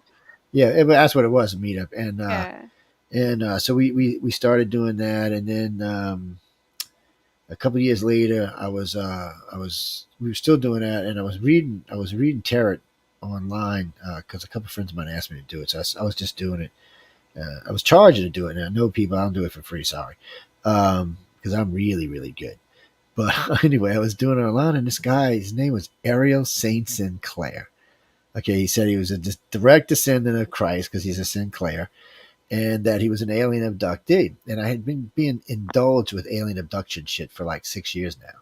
And it was making me crazy because, a lot of these people I just thought were insane. If it wouldn't have been for some of the people I met who were way up in station in life, had lots of money, lots of power, and were telling me, for whatever reason, that they were being taken. And that's another thing. It took me a long time. It took me until my mid 30s to realize, well, why are these people out of the blue walking up and telling me this? I mean, do I have like, come tell me you're an alien written on my head or something? Do I have a tattoo on my ass that says, come tell Joe your alien abduction stuff? I mean, it was weird and it still is weird. Even today, it's Because you're weird. supposed to help them, Joe. Well, I do, but I mean, at the time I was like, these people are all effing crazy. I was just like, and then I was like, So anyway, I meet this guy online, and he's saying all this shit, and I'm like, look, dude, now you're giving the crazies a bad name. It was making me crazy. So we had a chat group on there. I forgot the name of it. We had it was just a couple of us that were made friends on Yahoo because they had cool chat rooms back then, and we had a chat room going. And he used to come in and room raid all the time with his crazy shit. So I just challenged him. I didn't know bean from shit. So I just challenged him outright one night and just tore him all apart. And I said, okay, that's it. I got to find out what's really going on with all this stuff. So I probably dumped a lot of money because we had just come off of a hurricane job. So I dropped a lot of money into it. And we started researching everything we could. And then the chat room started to grow and it became a UFO alien phenomena chat. And it was around for a couple of years. And then we moved to a place called the Pal Talk. And right then and there, I met a guy. He owns Stardust Radio. His name is, what's his name? Jeffrey. I can't remember his name. And he offered me a job hosting Wake Up USA. And I was like, dude, he said, I listen to you in chat, bro. You're great. You'd be a great host. I'm thinking, whatever, Jay, you do for radio. Get the hell out of here with your shit. And he bugged me for about a year. And then I finally took him up on an offer. And within no time at all, the show was a big success. And I was its fifth host or its sixth host. And it had been around for a while. And I had some pretty famous hosts on it too. So I was filling some big shoes. And I just nailed it. I mean, I made friends with every ufologist there was. And just on that show, I interviewed Stan Freeman like 11 times, and then probably another 11 times on the other show on UFO Undercover. And I realized it was bad on me for doing it, but I had a platform to really get this abduction stuff out there and see what I could change and what I could find out. And I did. Talk about piss ufologists off. They blackballed me immediately. I'm not kidding you. Yeah. They blackballed. First off, Paula Harris wouldn't even talk to me. So she come on the show and I asked her about alien abduction, and she said her words, "That's nothing. That's just damaging the field. Let's not talk about that." And by the way, ladies and gentlemen, that's all she talks about anymore. Just so you know that. I caught up with in Roswell at the 60th, and we managed to bury the hatchet. And a couple of years later, she came on and we talked about alien abduction again. But all of Richard Dolan, Peter Robbins, it didn't matter who they were. Stanton Friedman were anti-alien abduction. I mean, big time. I had to work my ass off. People all the time, oh, MUFON didn't do crap. MUFON didn't even form the STAR team till, I don't know, like 15 years after ICAR existed. I had interviewed the only chief of MUFON I haven't interviewed is the current one. I just haven't had an interest for some reason. But everybody else I've interviewed, two of them I was friends with. I actually worked for Walt Anders when I first got into the field. I was a specialist for him. So, I was with the founder there for a while. And he actually joined ICAR on air because MUFON had lost its way. His words, not mine, by the way. So then it all just kept building until one day it just exploded and there was a big organization and we were knowing shit and information was flowing out like it burnt out. It was burning out. I'm not kidding you. We were burning out 30 directors a year. Easy. And some of my good friends who were holding key positions, it was burning them. They were staying, but it was burning them out. Eventually Yeah. eventually it killed three of them and retired four of them. And I remember when November was running a project for me on the reptilians. And I still remember this. A good friend of mine, D, who hosted UFO Synopsis, Eye in the Sky UFO Synopsis, found out she had breast cancer. And then 6 weeks later, November calls me. She found out she got breast cancer. This is two of my hosts. Found out three of my hosts had breast cancer all at the same time. Coincidence, I'm sure. Big one. All of them were working UFO stuff. Two of them survived. D managed to make it for a couple of years, 4 years, and then she passed. And she what as I was called as the person. Her job, honestly, was to keep me honest. That was her job. That's all her job really was. She was national director for the U.S., but her job was to keep me on the straight and narrow and not let us go off on some wild shit like all these other crazy ufology does. That was her job. And November calls me up one day. She said, Joe, I got this thing underneath my bed. I'm taking it and I'm mailing you the whole thing. I think this is what's making me sick. So she sent it to me, and instantly she started healing. And Yeah. last I heard, she was in complete remission and was doing well. So that's good. And so was my other friend. So they made it out of it. And this was a very, very significant reptilian report we did. I actually had a couple other directors take it over and split it up to make sure. I even sent part of it to one of our Indian directors. And the stuff we learned for this was insane. And what was so cool about this, because we were doing this, we have Brazilian ICAR, it's a separate group. They did a 5,000 person study on the human type aliens for us across 3 countries down there. and it was fabulous. So we matched it against what that's 1,500 person study we had here. It was just fabulous. But see, that's what I'm saying. It was so much information coming in. It was insane. I mean, it was, and that's why it's burning people out because you were learning stuff and you were going, "Oh my god, no! Oh my god, no! Oh my, what the hell?" You know, because it was just, it That's how went from my friends that's why they don't last long in my life because they get too much information. well, but that's a good thing. Well, it's not maybe not for them, but Not for me. People I call they're it, I like, call it, you're too much, Trish. You're too much." I Like call it, I call it venting significant information. But hey, some people can't handle it. if I'm And blowing their mind every single conversation, just say it's okay. You can put the pieces back when I leave. It's all right. It's like a puzzle. You know, just stick the damn things back where they go.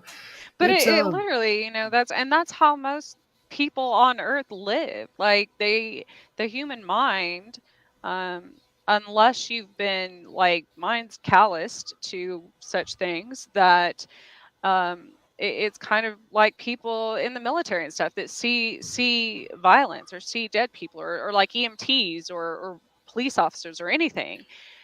It's not that they're not still sensitive to that or don't have a heart or what, but after you see it or experience so often, and see the reality of things, that it doesn't affect you as much. And I think that's the same with like the illnesses too.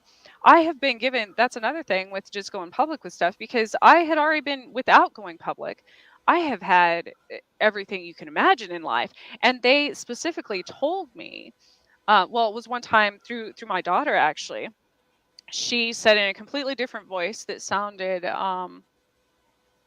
reptilian, maybe you want strep throat again. And I'm like, oh, oh, so that's coming from you.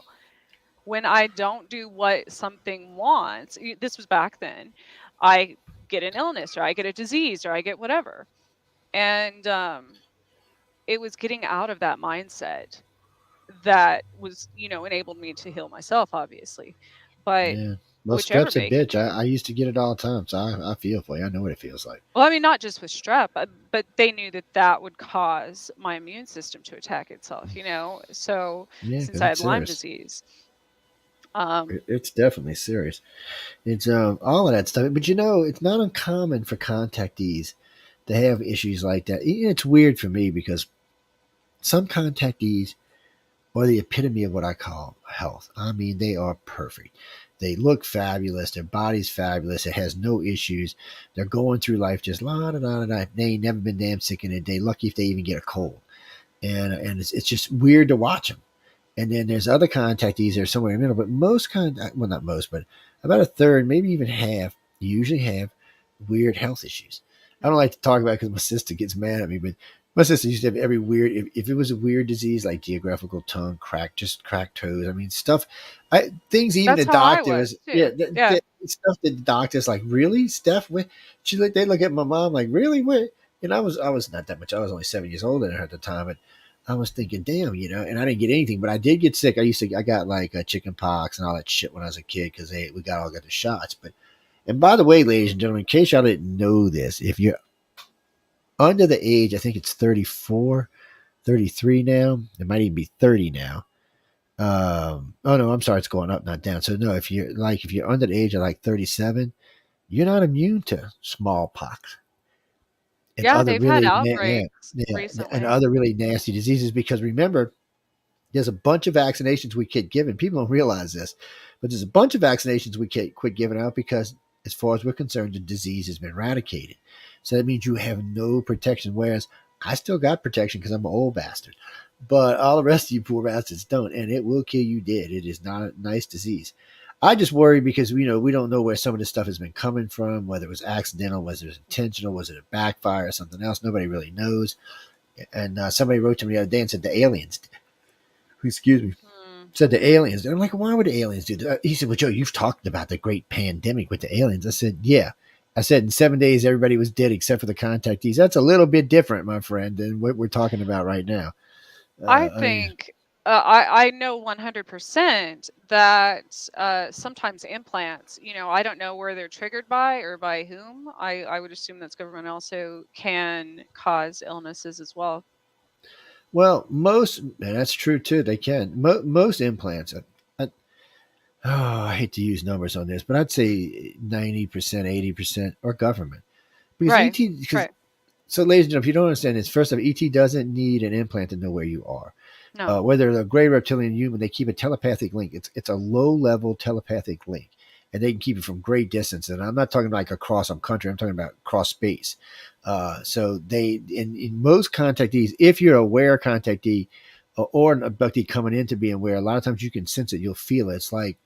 It's almost like someone staring right from behind you, or something kind of going up the back of your neck. You can feel it. It's not hardcore, but it's enough that something is. And then if they get closer, the closer they get, the more it impacts you. So Mhm. um, those kind of things are actually quite often. I mean, quite frequent for contactees. They can sense them, but anyway, they keep that low level telepath, so they know where you are. And it's more than that. They can check on you if you were given a download recently. They can check on and see how that's going. They can check on quite a lot of things.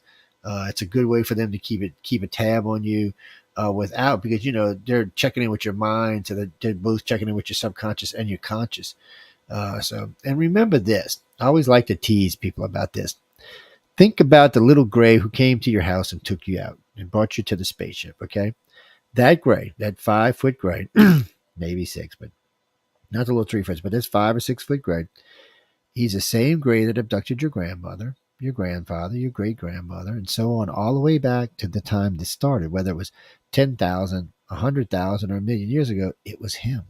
So just think of it as reincarnation. He knows you in your reincarnated lives. I say he, it could have been she, but they know you in your reincarnated lives, or they just know your family so well that they've watched how it progressed forward. They know where you're going.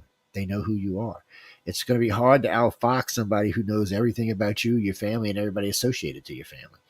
Um, it's crazy to even think of something that could know us that well. It's kind of freaky weird. No, it's not Now, God. God would say I it's stupid do. humans. I would say that one of the first times I was able to differentiate a human trying to read my mind and an alien is when, well, one, they were trying to um, you can begin to feel it when something's trying to get into your mind, Yeah. but also they were trying to see where I was at the time. And I'm like, okay, well, obviously an alien wouldn't need to do that because they'd already know where I'm at. But second of all, they tried to get me to write down almost a map of where I was going. And they said that. They said, write it down. We can't read your mind. I'm like, well, no, obviously that's human.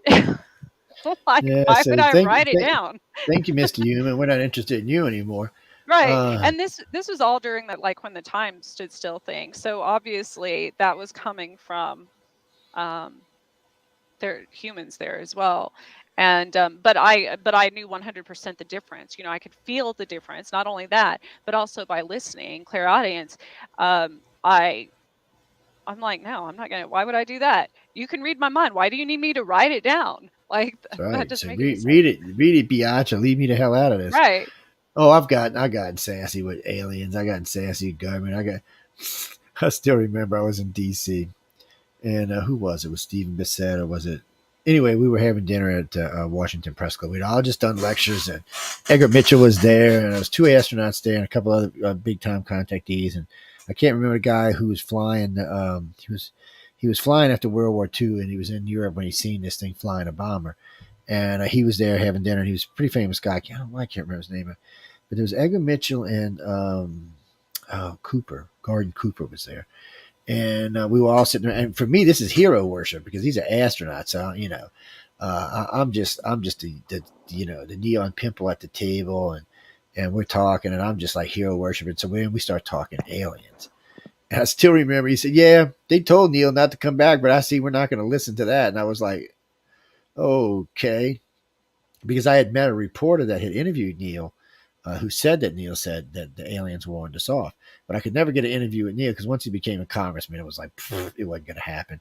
Especially when the station was named UFO Paranormal Radio, it's just not going to happen. But still, so I met the reporter that was pretty good, and then I met Gordon Cooper that was pretty good, and Edgar Mitchell, and they confirmed a lot of stuff for me. I watched a lot of that stuff growing up, and a lot of those Santa's here, reindeers here, all of that was UFO stuff. They talked about, because it Yeah. was Mercury, Gemini, and Apollo, and all three of the missions, all three of the different, because people don't realize, but there was a lot of shots that went up there. You had the Gemini missions and all the Mercury missions, and then finally all the Apollo missions, which was 17. And so they were just always up in space, always seeing something. He said a couple of times. He said, "Yeah, I'm cruising on, I'm laying back because the capsule. I think if it was Mercury, it's a Gemini. Anyway, the capsule was like nothing. It's like 6 foot by 4 foot, and it's nothing." He said it's like being in a coffin in space. He said, "I look up, and this thing's just hovering right over the top. I mean, it's huge compared to me. I'm thinking, oh shit, I'm gonna get sucked up." He said, "I still don't know what it is to this day." He said, "I don't want to say it's an alien craft." He said, "I'm not sure what else it could have been." He said, but he said maybe it was just a big meteor that I got lucky and didn't squish me. And he wanted to just tell everybody, yes, it was this is what it was. It was definitely alien. There was no doubt about it. And then finally, I know when he got a little older,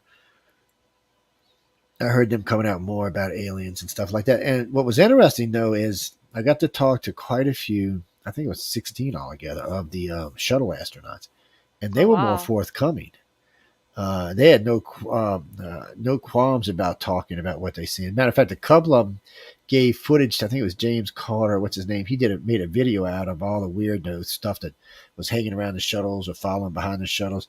The shuttle has seen a lot of damn UFOs, and I love NASA. Oh, it was ice. So you're watching this thing. It's doing this, and NASA it's ice, and then you see the thing go.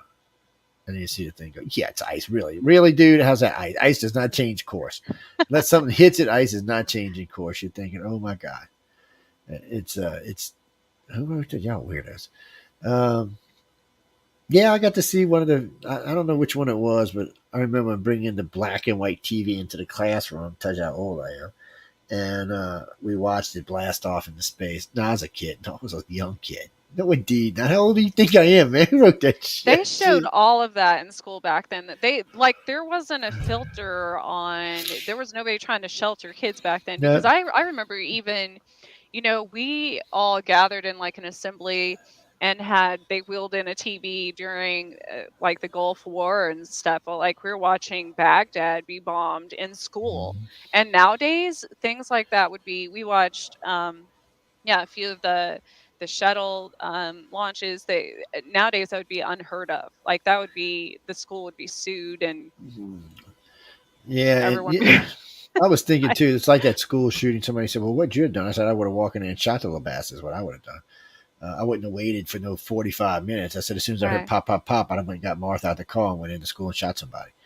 And they're like, really? And it proves my point so eloquently because the shooting up north today, the guy had a gun in the mall and shot the guy before he could do any more damage. The guy managed to kill 3 people, and then the guy shot it.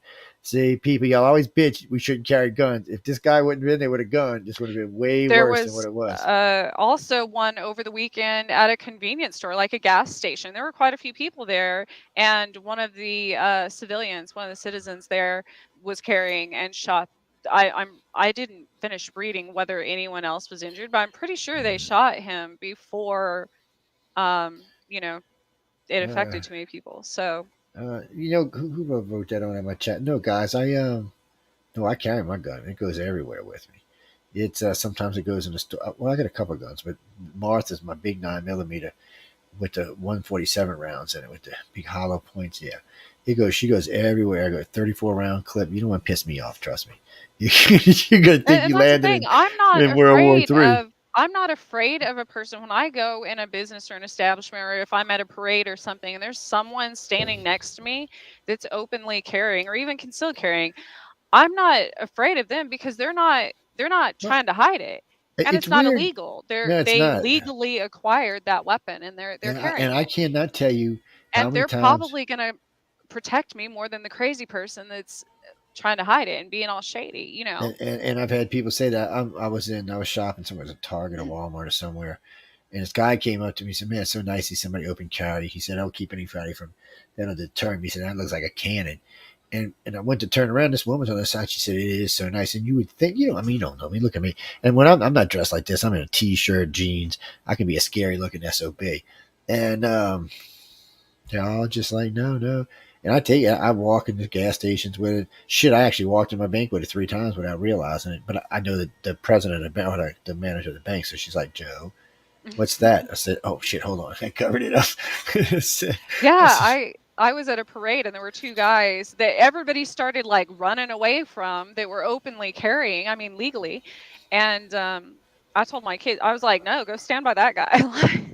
yeah, because well, I mean, usually you can tell if it's somebody wacky or crazy or something. Right. I mean, you can't Right, always but I tell, mean but they weren't, they weren't doing anything. It's just people saw that and started scattering and I was like, get closer." yeah, actually, most people who open carry, well, most people who commit these crimes don't open carry. No, that's what I'm saying. They were openly doing it. So it's not Yeah. like they were afraid of being caught. They weren't watching their back. They weren't trying to hide anything. What do you mean? Did I teach? Yeah, my son opens carriage. Yeah, he's got a 9 millimeters. He's got a Glock.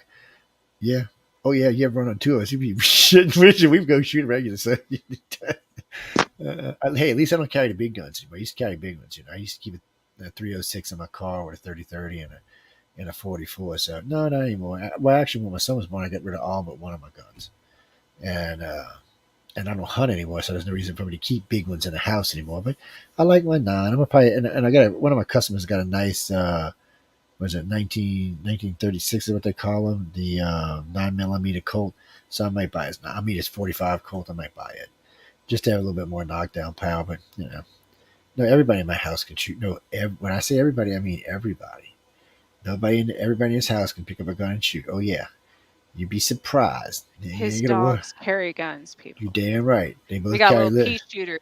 We got both. They both got a little 22. It's a little 22 Derringer that mounts to their legs, and they stick their legs out and it shoots automatically. Pop pop pop pop. I'm telling you. I say heel, and the foot comes up. Pop. I mean, I don't know if it'll kill you, but it sure hurt like shit in hell left. Uh, no, the boss lady will shoot you in a heartbeat, man. Shit, she was raised with shotguns and rifles. She shoot you no problem at all. No, I mean we. See, that's the thing. People always tell me, like today. So I'm watching New Orleans because some kids recently got shot accidentally playing with guns in the cars. Okay, first off, that's a stupid parent, is what that is. That's not a bad child. That's a stupid parent. So then they're selling you. They're giving the police department's giving away these things that you stick through your barrel of your gun and you lock. Hmm. The safety Okay, lock. Yeah. so James Brown running down the street, pop, pop, pop. I'm over there trying to get pop. I'm dead. Okay, by the time I get the thing unlocked, I'm dead. So I'm gonna tell you what Mr. Trooper told me just 2 months ago. We got stopped. He said, "You got a gun in the car?" I said, "Yeah, it's sitting over there in the door. It's not loaded." He said, "Well, why isn't it loaded? Why carry a gun that's not loaded?" His words, not mine. He's a state trooper because he's right. But if I know where I'm at most of the time, and I've got what you call so there's a little thing on my door. All I got to just push my gun forward and let go, and it loads it automatically. So it's pretty fast. Yeah, it's just right now. You mean right now in my car? I've got a 19 round, a 21 round, and a 34 round clip, plus a box of 100, and sitting in my glove box. Yeah, I'm telling you, I'm ready, buddy. Don't piss me off. I'm ready. And then I got another gun in the car too. I got a 380 in the back seat, just in case the other one runs out of bullets. I got another one back there. It's well, the 380 is like if there's any ladies in the back seat, they can just pull it out and start popping rounds. And they say, "What? Did you just try to kill my husband? Pop! You just trying to kill my boyfriend? Pop! What? What? You got sassy? Pop! Yeah, what the hell? I'll just Actually, zap them with my laser eyes or something, whatever you redheads do, better, I because suppose. Right? them stupid. Oh, what do you call them? The voltage things don't always work. The tasers, they don't always work. I got hit with what was it? Ungodly, like 250,000 volt taser. And I looked at the guy as I reached back to pull my gun out because I was going to shoot his dumb ass. So I realized he was a cop. Oh, Uh, so that's another question. Why is it the government or aliens that use uh electricity, like shock people?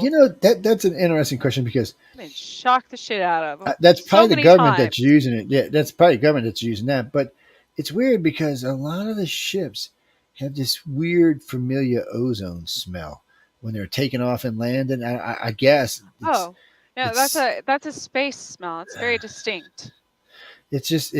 well, you can smell it. I mean, Yeah. uh, If you so talk to an astronaut, because I never knew what that was, and I smelled it in my house one time, and I was like, oh shit! I took off right away because it's very, very distinct. There's nothing like it, and the astronauts, they'll say the same. They say it smells like, that's the smell when they take off their when they decompress their helmets and everything. That's the smell it brings in. And it's a weird, which is interesting because my ex-husband, when he was in Afghanistan, came home, all of his clothes smelled like that. I'm like, why would Afghanistan? Ooh. That's an interesting. That Oh, is interesting. man. The old rumors was the whole reason we got in the Middle East was to go find a damn Whew. Stargate. So Well, yeah, but that's the only other time that and so I read up on it. All these astronauts exactly describe that, and they said it's a it's weird. space smell, and there's nothing else like it. Yeah, we hear a lot. You hear a lot of contactees talk about the smell of ozone and stuff like that, and sometimes you'll even hear them talk about sparking it up and stuff and things along those lines. It's strange. It's always been a little on the weird side when you talk to them because most time when you ask contact, do you smell anything? They tell you no. I don't Mm. smell anything. It said it's even a lack. I said, does it smell clean? They said no. It's lack of anything smell. There's nothing. No smell. It's I guess I'm it would like, depend on where they go or how they I go. agree because different parts of that ship are definitely going to have smells. I mean, you might be Right. wherever they're doing whatever they do to you, whatever procedures they do. Yeah, it's probably odorless because it's probably some kind of system that's filtering the air through. But I know in other parts of the ships there are smells. Now, not like they are here on Earth, but and that's what the Greys were talking about. From what I understand about the reptilian ships, they can get quite stinky sometimes. Imagine a bunch of reppies walking around; it could be kind of rough. I know somebody's going to ask me this question. No, I do not know the hygiene of reptilians. I've had that question, believe it or not, asked to me about 100 times. Now, I don't know. another thing that I thought of one time, because I had this problem my entire life, was I would randomly get a fever, no symptoms, doctors couldn't figure it out. I went to specialists, all this stuff. And I would get, every time I was taken, I would get a fever a few days ahead of time. And then it would come down after, but there was no reason for it. I wasn't sick, I wasn't. And so I was reading about astronauts one time, and this came across my radar, of course, that and now again, this is one of those things you're going to hear everybody else talking about in a few weeks. Scientists, everything are going to be like, oh my god, now contact. But here's what happened. In order to spend any time, even astronauts, outside of this ozone, or even if people go live on Mars and such, so you don't burn up in the atmosphere, you would have to raise your body temperature in order to do that. So the fact that my body temperature was being raised a few days before I was taken every single time, um, it was like it was preparing for a journey outside of this, you know, there's a atmosphere. there's a little secret on how you can tell if you've been in a weightless environment or not. So if you keep your normal height measurement, if you keep one around, because we're compressed when we're on Earth. So astronauts grow a full 2 inches when they're in space. A full 2 inches. They're 2 inches taller when they come up. It compresses back, but just a limited amount of time in space. It doesn't have to be that long. You'll probably grow a quarter to a half inch. So if you've been which is only in a weightless environment, but if you've been exposed to a weightless environment, you can check. If you check your measurements almost every day, you can find that. It's Now, weird. does it go backwards though? Because I went from Yeah, five because it'll shrink back. seven and 3/4 in high school to, within a year, I was back to, I was 5'5", Well, shit, they and must have been taking I you every had day. and I had, I go through these patterns of like a slip disc, or like a bulging disc in my spine. And so I'm like, well shit. And even my doctor said that's like, he's like, what do you do? Because it's like your spine is literally compressing for no reason, like not out of injury or anything else, um really frequently. And like, shit, I'm being like, I'm growing and shrinking. Now, another theory though, because I actually took a video of this last week. No, it was on the 11th, 13th, I don't know. Whenever, it was literally the day before the Hadron thing, collider, they did that. And I took a video of the moon, literally, like I took a picture of it, and just because it was bright that night and pretty, and there's no clouds around it, no anything, and then all of a sudden, for whatever, intuitive reason, I took a video of it when I was driving down this road. Within 2 minutes, it dropped out of the sky. And I'm like, huh, maybe that has, like, did we lose gravity for a few seconds, minutes, whatever? And then I read up on that, and if the Earth was to lose gravity, obviously the moon's not gonna move, but if the Earth lost gravity, the core would expand and heat up and cause natural disasters and weather changes and such. Mm, But also, some of the first symptoms to humans would be would be the compression things like inner ear things. And I had remembered in this area back in like November, maybe, myself included, my I blew my eardrum out of nowhere. All of a sudden, it was bleeding. Tons of people in this area, people I know, um, had the same thing happen, and that would actually be one um, symptom of the Earth losing gravity could have and been the a big moon could have moving. been a big ship coming in and But parking would over that your ass. cause the? Oh How would yeah, that big one. cause the moon to? Well, no, could have the moon might have been something else, but the moon Well, might have just been. Well, no, what I mean is it might have been more of an illusion than it was actually a slip. But because of where you from the perspective I you were, had it on because video. but that's what I'm saying. So when you was if something big was over you sitting outside the atmosphere, something that could put force down on the area, something that may That's work true. off of a gravity drive or something along those lines, it would make it feel like that, or to even make it kind of could even glitch it.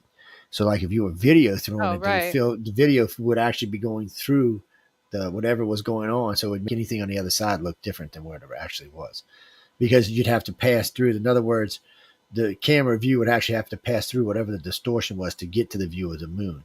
You wouldn't actually see it because you were inside of the distortion, whatever that was Right. pushing down on the ground. But the camera looking outside would have seen something outside differently than would have seen from inside. Ooh, that's like a tornado. And it's a weird, and Interesting. it doesn't mean that's what it is by any means either. But it's a weird thing. Huh. Actually, I've been in two tornadoes, both F1, so that's why I'm still alive. And it was really a weird experience too. By the way, down here it's a weird. We don't usually get tornadoes unless it's some crazy weather or hurricanes. It's not like up where y'all live, where you just never know if Kansas, Oklahoma, freaking you like freaking tornado alley up there. Like it could snow in the morning, and we could, then all of a sudden we have thunder snow, and then a tornado drops on us, and then it's like 99 degrees. It Yeah, it's just y'all got crazy. I mean, we got crazy weather, but at least for the most part, now we get wicked tornadoes. Like if we get a major, because we get major thunderstorms in the evenings, but they don't usually last long. So if one does brew up, it's usually not going to last. Like we had one go down Veterans Highway one time, ripping up. It was F3, but the only thing it really destroyed was signs, and it destroyed every sign on the road. Oh, and it did bend. They had an old drive-in movie theater, so it bent the movie theater over. So that was the end of the movie theater. I mean, Oh, a drive-in. Yeah, it was about the last one. Somebody told me there's still a couple around. I don't know. I haven't been to a drive-in movie in a long time. They were dying when I was becoming a teenager, so well, they were on their way out. they're Joplin, Missouri, which is pretty close to me. They had an F5 years ago, but it was weird because even the storm chasers, it damn near dropped right on top of them. Um, and they had no idea it was coming. They had a storm they were aware of, but usually you see the eye form and all of this, and they're in the rotation and everything. And this just came out of nowhere and dropped on Well, on the I know what you town. mean. If there's a video, it's probably about a year old, maybe 2 years old. It's on Facebook. We're cruising around, just cruising down the highway, and I got the camera. And you can see how it's really nasty outside in black clouds, and all of a sudden you just see the funnel just pull out, stretch out. I'm thinking, okay, time to speed up. Yes, I started doing about 90 then just to get away from the damn thing. But we see them. I mean, I've got lots of videos over the years. I mean, and we see a lot of water spouts down here too, which are bad, but they're not as bad as tornadoes because the water weights them down some. Right, the water spouts don't typically leave the water, right? I don't. We used to have those all the time off of like Lake Erie and Ontario because they would have bad storms, but they would never jump to land. Well, these will cross land. Well, they won't. Actually, what they usually do down here is there's a little peninsula, a jetty sticking out in the Gulf. when it hits that, it'll go across it. It might wreck up some stuff, but it really never makes it to the other side. It usually dissipates before it gets to Right. the other side. All the big stuff in the way. Oh shit! It's a quarter after. Oh, we gotta go, people. I You see, it's y'all's fault. We were just chatting, people, minding our own business. Hey, we're not late. I mean, we only got 1 minute 54 seconds, and we got some commercials to play for you crazies anyway. But I will be back on. I'm on Mondays, Wednesdays, Fridays, and every other Saturday. When the boss lady lets me do radio, Michelle.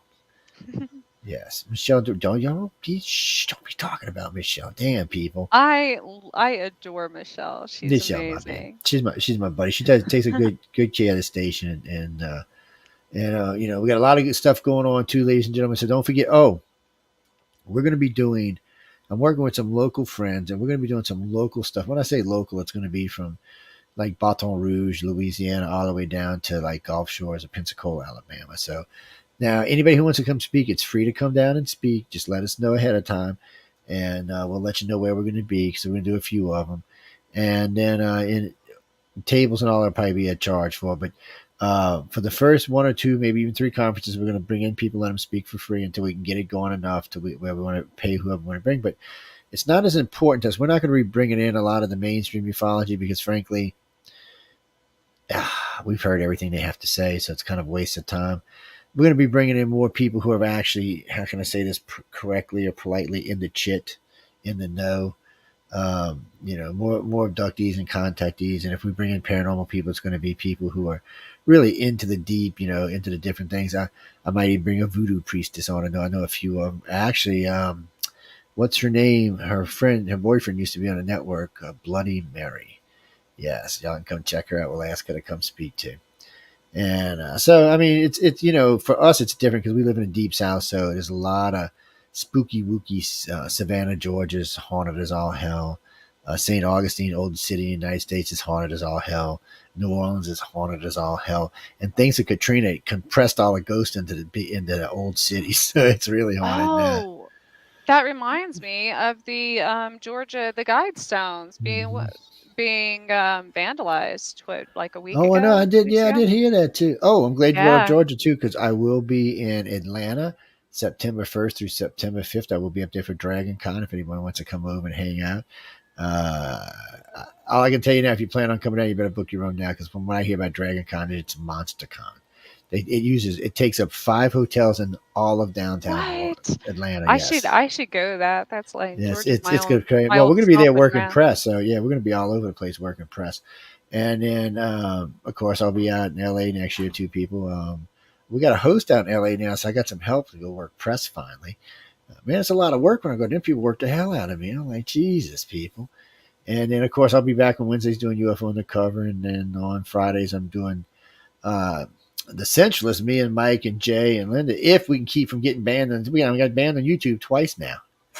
Every other week they're like, all right, y'all got to get off. Y'all are bad. One week they said we were talking about COVID. I'm like, really? Michael's he's what he does for a living. He tracks COVID. I'm like, you're going to tell him he's wrong? I'm like, that's kind of eerie. And this past week we said the election was fixed. Nobody said anything about the election being fixed. All we said is there's been voter fraud, known voter fraud in different states. We didn't say anything about the election. I wrote him back and said, then where did we talk about the election? Were you on crack? I mean, they They're getting just taking served. a ticker like every time you mention something. You know how much shit we've mentioned tonight? I If just we I don't edited understand this for it. YouTube, it'd be like beep, beep, beep, and we're not even Yeah, cussing. That would just be yeah. from I've gotten to the point where YouTube. I was telling this to Michelle the other day. I said, if something don't change with YouTube, we're just gonna not even bother with them anymore. It's we'll go to one of the. There's several other video venues out there. We might just go to Vizzo or Paula or somebody else, because it's gotten to where you can't really do work. I mean, we do news. We do the truth, and a lot of the stuff we talk about on a lot of the other shows is on edge stuff. And if we can't talk about edgy stuff on YouTube, why have YouTube? yeah, I mean, if remember, people remember what happened to MTV. MTV was the best music place ever to be invented, and yeah. now if you would die before you hear music on MTV now. Oh, I miss it. I I miss mean, the there's no 80s music. and the There's all 90s. kind of stupid programs on there, most of which you couldn't even pay me money to watch. I want my music back. You ever remember the song? I want my MTV. I want fucking Mhm. MTV back. It was like the VH1's difference cool, but between VH1 and MTV back in the day because VH1 was much stricter. You didn't see all the like taboo stuff as that's right. MTV had. And every time a video was banned, it was always on VH1, but MTV would I know, and now we can't even get MTV to still play a play damn it. video. just I bet a friend of mine who was at his house. He said, "Oh no, they still play videos. We watch for 3 hours, never see one video." I said, "Well, Yeah, call me when they play I've the never next seen one video." either. I don't know where they play these, but Yeah, maybe they should do MTV too and have all videos again. Or maybe they can't afford to pay the. I don't know. I don't know what happened, but I know it's not what it used to be. Is all I can tell y'all. Uh, what's that, Christopher? Oh, it's a teeny bopper thing. Yeah, well, I guess it is, but still, I like music. I don't think it matters what age you are. Whether you're 15 well, or and the fact that that's what it 150. was like originated, it was Yeah, music. It was the music television network or whatever. It wasn't. yeah. That's what it was originally made for. It was Not. great too when it first came out. It was great, man. We used to veg out, man. Okay, Yeah. we'd go out all night, come stumbling in 2 or 3 o'clock, 4 o'clock in the morning, ripped out of our mind, flip on MTV, find us All all still. summer between music videos and that we would also watch was it TNT or TBS that had Up All Night, and they would have those low budget like Oh yeah, I know what you're talking about. horror films. Yeah, they'd have horror films, they'd have sci-fi film, and then they had that Mhm. stupid guy who was always wanting to talk in the film while you were watching it. I was like, I was watching that one night, dude, and I said, you know what, I'm going to go find this guy and just beat him in the head with something. My Well, they friends are, had the annoying. They had like um, what's that lady from? They had Gilbert Godfrey. I remember her or They him actually. had they Sorry. had well they had the blonde lady. I don't remember her name, but she did the like Up All Night. Yeah, And that's I it. remember because we weren't supposed like our parents didn't know we were watching that because sometimes there'd be like nudity or cussing or what it was probably Yeah, whatever's on that terrible, thing. whatever. Well, cable was a neat invention. I remember my mom said, "What's cable?" I said, "Mom, we gotta have cable." She's like, "What is?" I said, "Oh, we need cable." And fortunately, I mean, I just moved out when cable came to where we live, so I was like, "We're getting cable." I said, "I don't get shit if we don't have food. We're getting cable." I don't get, and, So it was cheap back then. Now it's ridiculous. what's crazy though is all these things that have happened in my life, I would tell my parents or talk to my parents about or whatever. And my that happen in my reality, like my actual life. And my mom, because I haven't really watched TV that much as an adult. I really don't ever watch TV. And my mom, I would tell her something that happened with like an abduction or aliens or something. And she'd be like, "That's interesting, honey. There was a black and white movie back in 1940, whatever, and that was exactly like that." And so the fact that people were making movies about this stuff back in the forever. That's why I rewrote the Barney Hill case because it was first off he was a contactee, not Betty, and the case that was made famous is a military abduction. The Hmm. real abduction happened in Canada. The military abduction happened in the United States. And God, they get so mad at me for that. If Barney was still alive, he would have agreed with me. Betty never got mad at me about it, but she never wanted to talk about it. One of her regulars, what's her? I can't remember her name right now. We were pretty good friends, but she used to interview her all the time, and I said, "Boo, stop that. You're doing damage to the field." I said, "She's not the contactee, and I can prove it." And I said, "She's not the one that they." I mean, Barney was in psychological help from a young age. This guy knew colonels. I mean, he had a colonel living in his guest house, which amazed me that a guy who was a post office had a guest house. He knew 2 or 3 other colonels. He was invited. This was a mixed couple, and they were invited to the White House for dinner. Back then, That's unheard of. that's just unheard of. And the fact that they got no flack for being a black and white couple, especially since they both said they'd been taken by aliens, was amazing. It was amazing. So I mean, it was different. They had been watching Barney since he was a young man. They knew he had been being taken, and they found that that's why they were watching him. And when it happened, and in Canada, they waited till he came home and they zapped him as soon as he crossed the border. I mean, it's his own words. They pulled over his car. This thing landed. 4 guys in black pants, black shoes, black shirts, and black duckbill caps got out of the thing, walked down the stairs in the thing, walked over to the car. Um, They said that something at first they said something touched the car, like something. It sounded like they had shorted out the car with electricity. Yep. Went over there, took him out, walked him, looped their arms underneath him, walked him back across the street, walked him up the stairs. When they got in, Betty said stuff like swinging doors, like hospital doors, pull down maps, pull out drawers. That's period stuff for the 1960s and early 1970s that would have been in like a hospital or a building or something like that's period. It's not alien though. They took nail samples and urine samples and scrapings with razors. That's not alien. That is alien abduction. And then that's what pissed me off so bad because all of that was public. And then Kathleen Maldron tried to change that into something else. And so she could sell her book. I'm like, no, no, no, no, no. That's not working for me. I didn't spend all this time investigating this case, so you can just come along and change the case. I just wasn't putting up with that. And as far as I know, I was probably the only person then or now that stands up in the field and says, "What the hell are y'all doing? Were you stupid? Come on, people, get a Yeah. grip." And somebody said, "Well, you just don't believe in aliens." I said, "No, I don't believe in aliens. I know they're real. That's the difference between you and I. I know they're real. You're just wondering if they're real."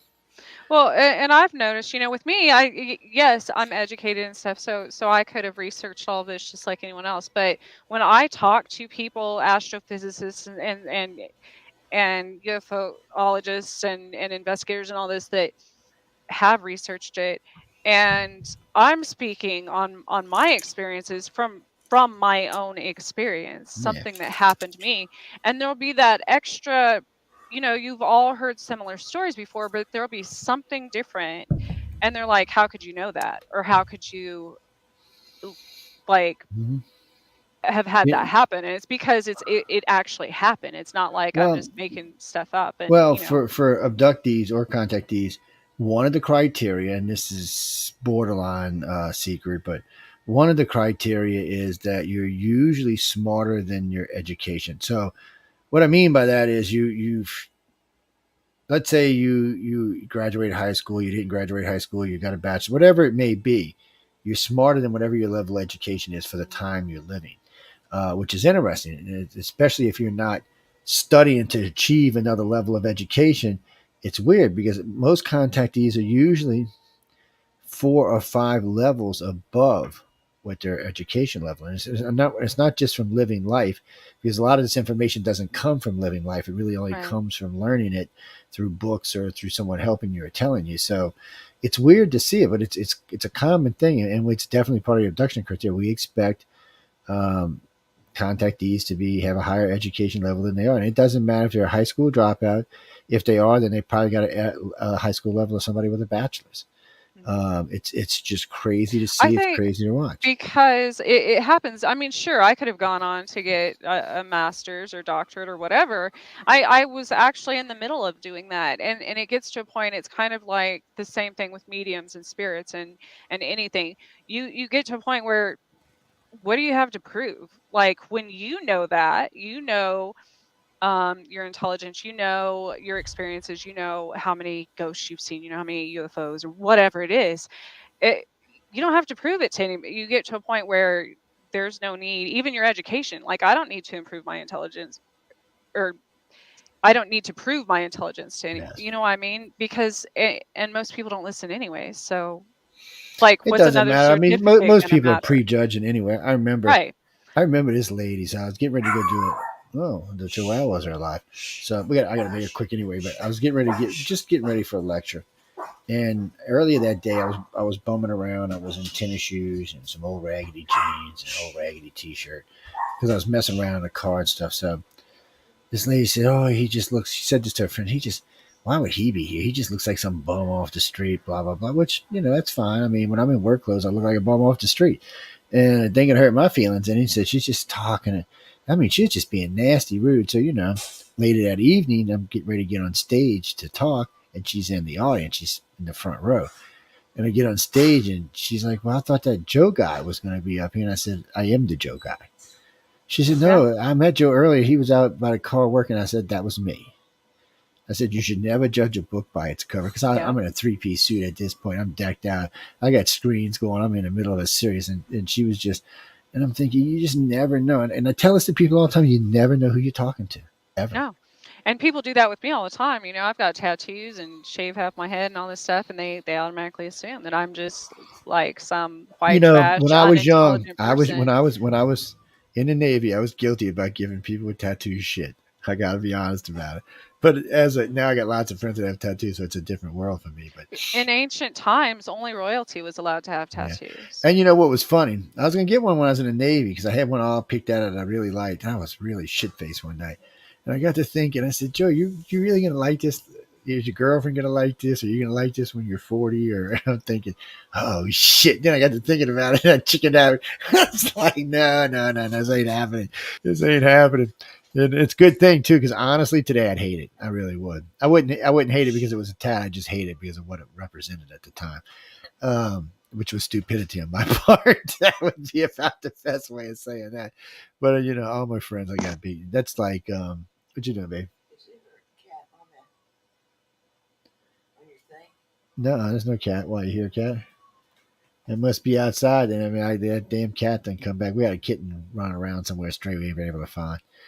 Um, all of it's strange, and I tell people, oh, just Whoa, I don't just heard judge it's in your people. wall. It might be in my wall, and no telling where it is. But I hear it was outside the other night, but I couldn't In your find wall, it. or like it's stuck somewhere. Yeah, I'm gonna have to go track it down, or I won't be able to sleep Do you all have like a night. chimney or something? No, but underneath parts of the house Oh, underneath are underneath open. that. Yes, yes. It's either underneath the house, it's stuck somewhere. Yeah, hopefully a mom will go find it. And I think it might be a family.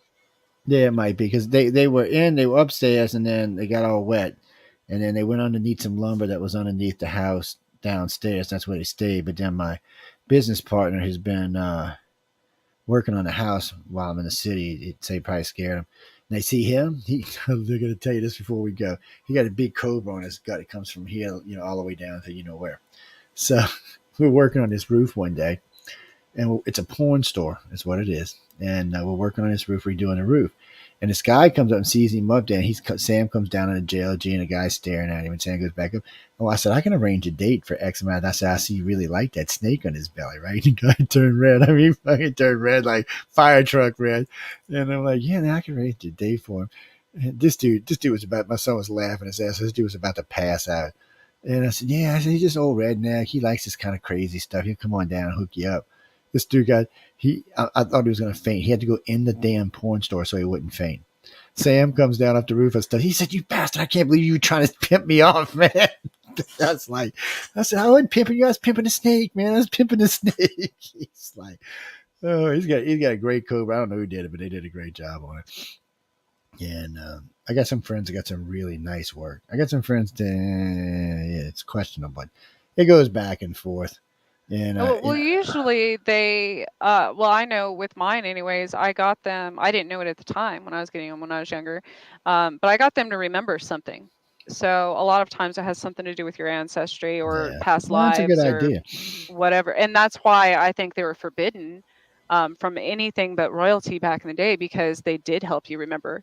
And of course, people can get like runes and all kinds of stuff. I mean, you could essentially have Yeah, like create a portal on your body if you had the right tattoo, but you have to be careful with I that always I too. always tell people be sure you're getting what you think you're getting when you. I say go read the alphabet and make sure it's what you think it is. But even then, just because we think that all of our spelling and language is correct in this time, like I said, might have been something that was relevant, misspelled however many years ago, Well, I or named in one of another language. yes. Well, I named one of my cats Bok Choy because it sounded cool. I used to call him Bok Choy all the time.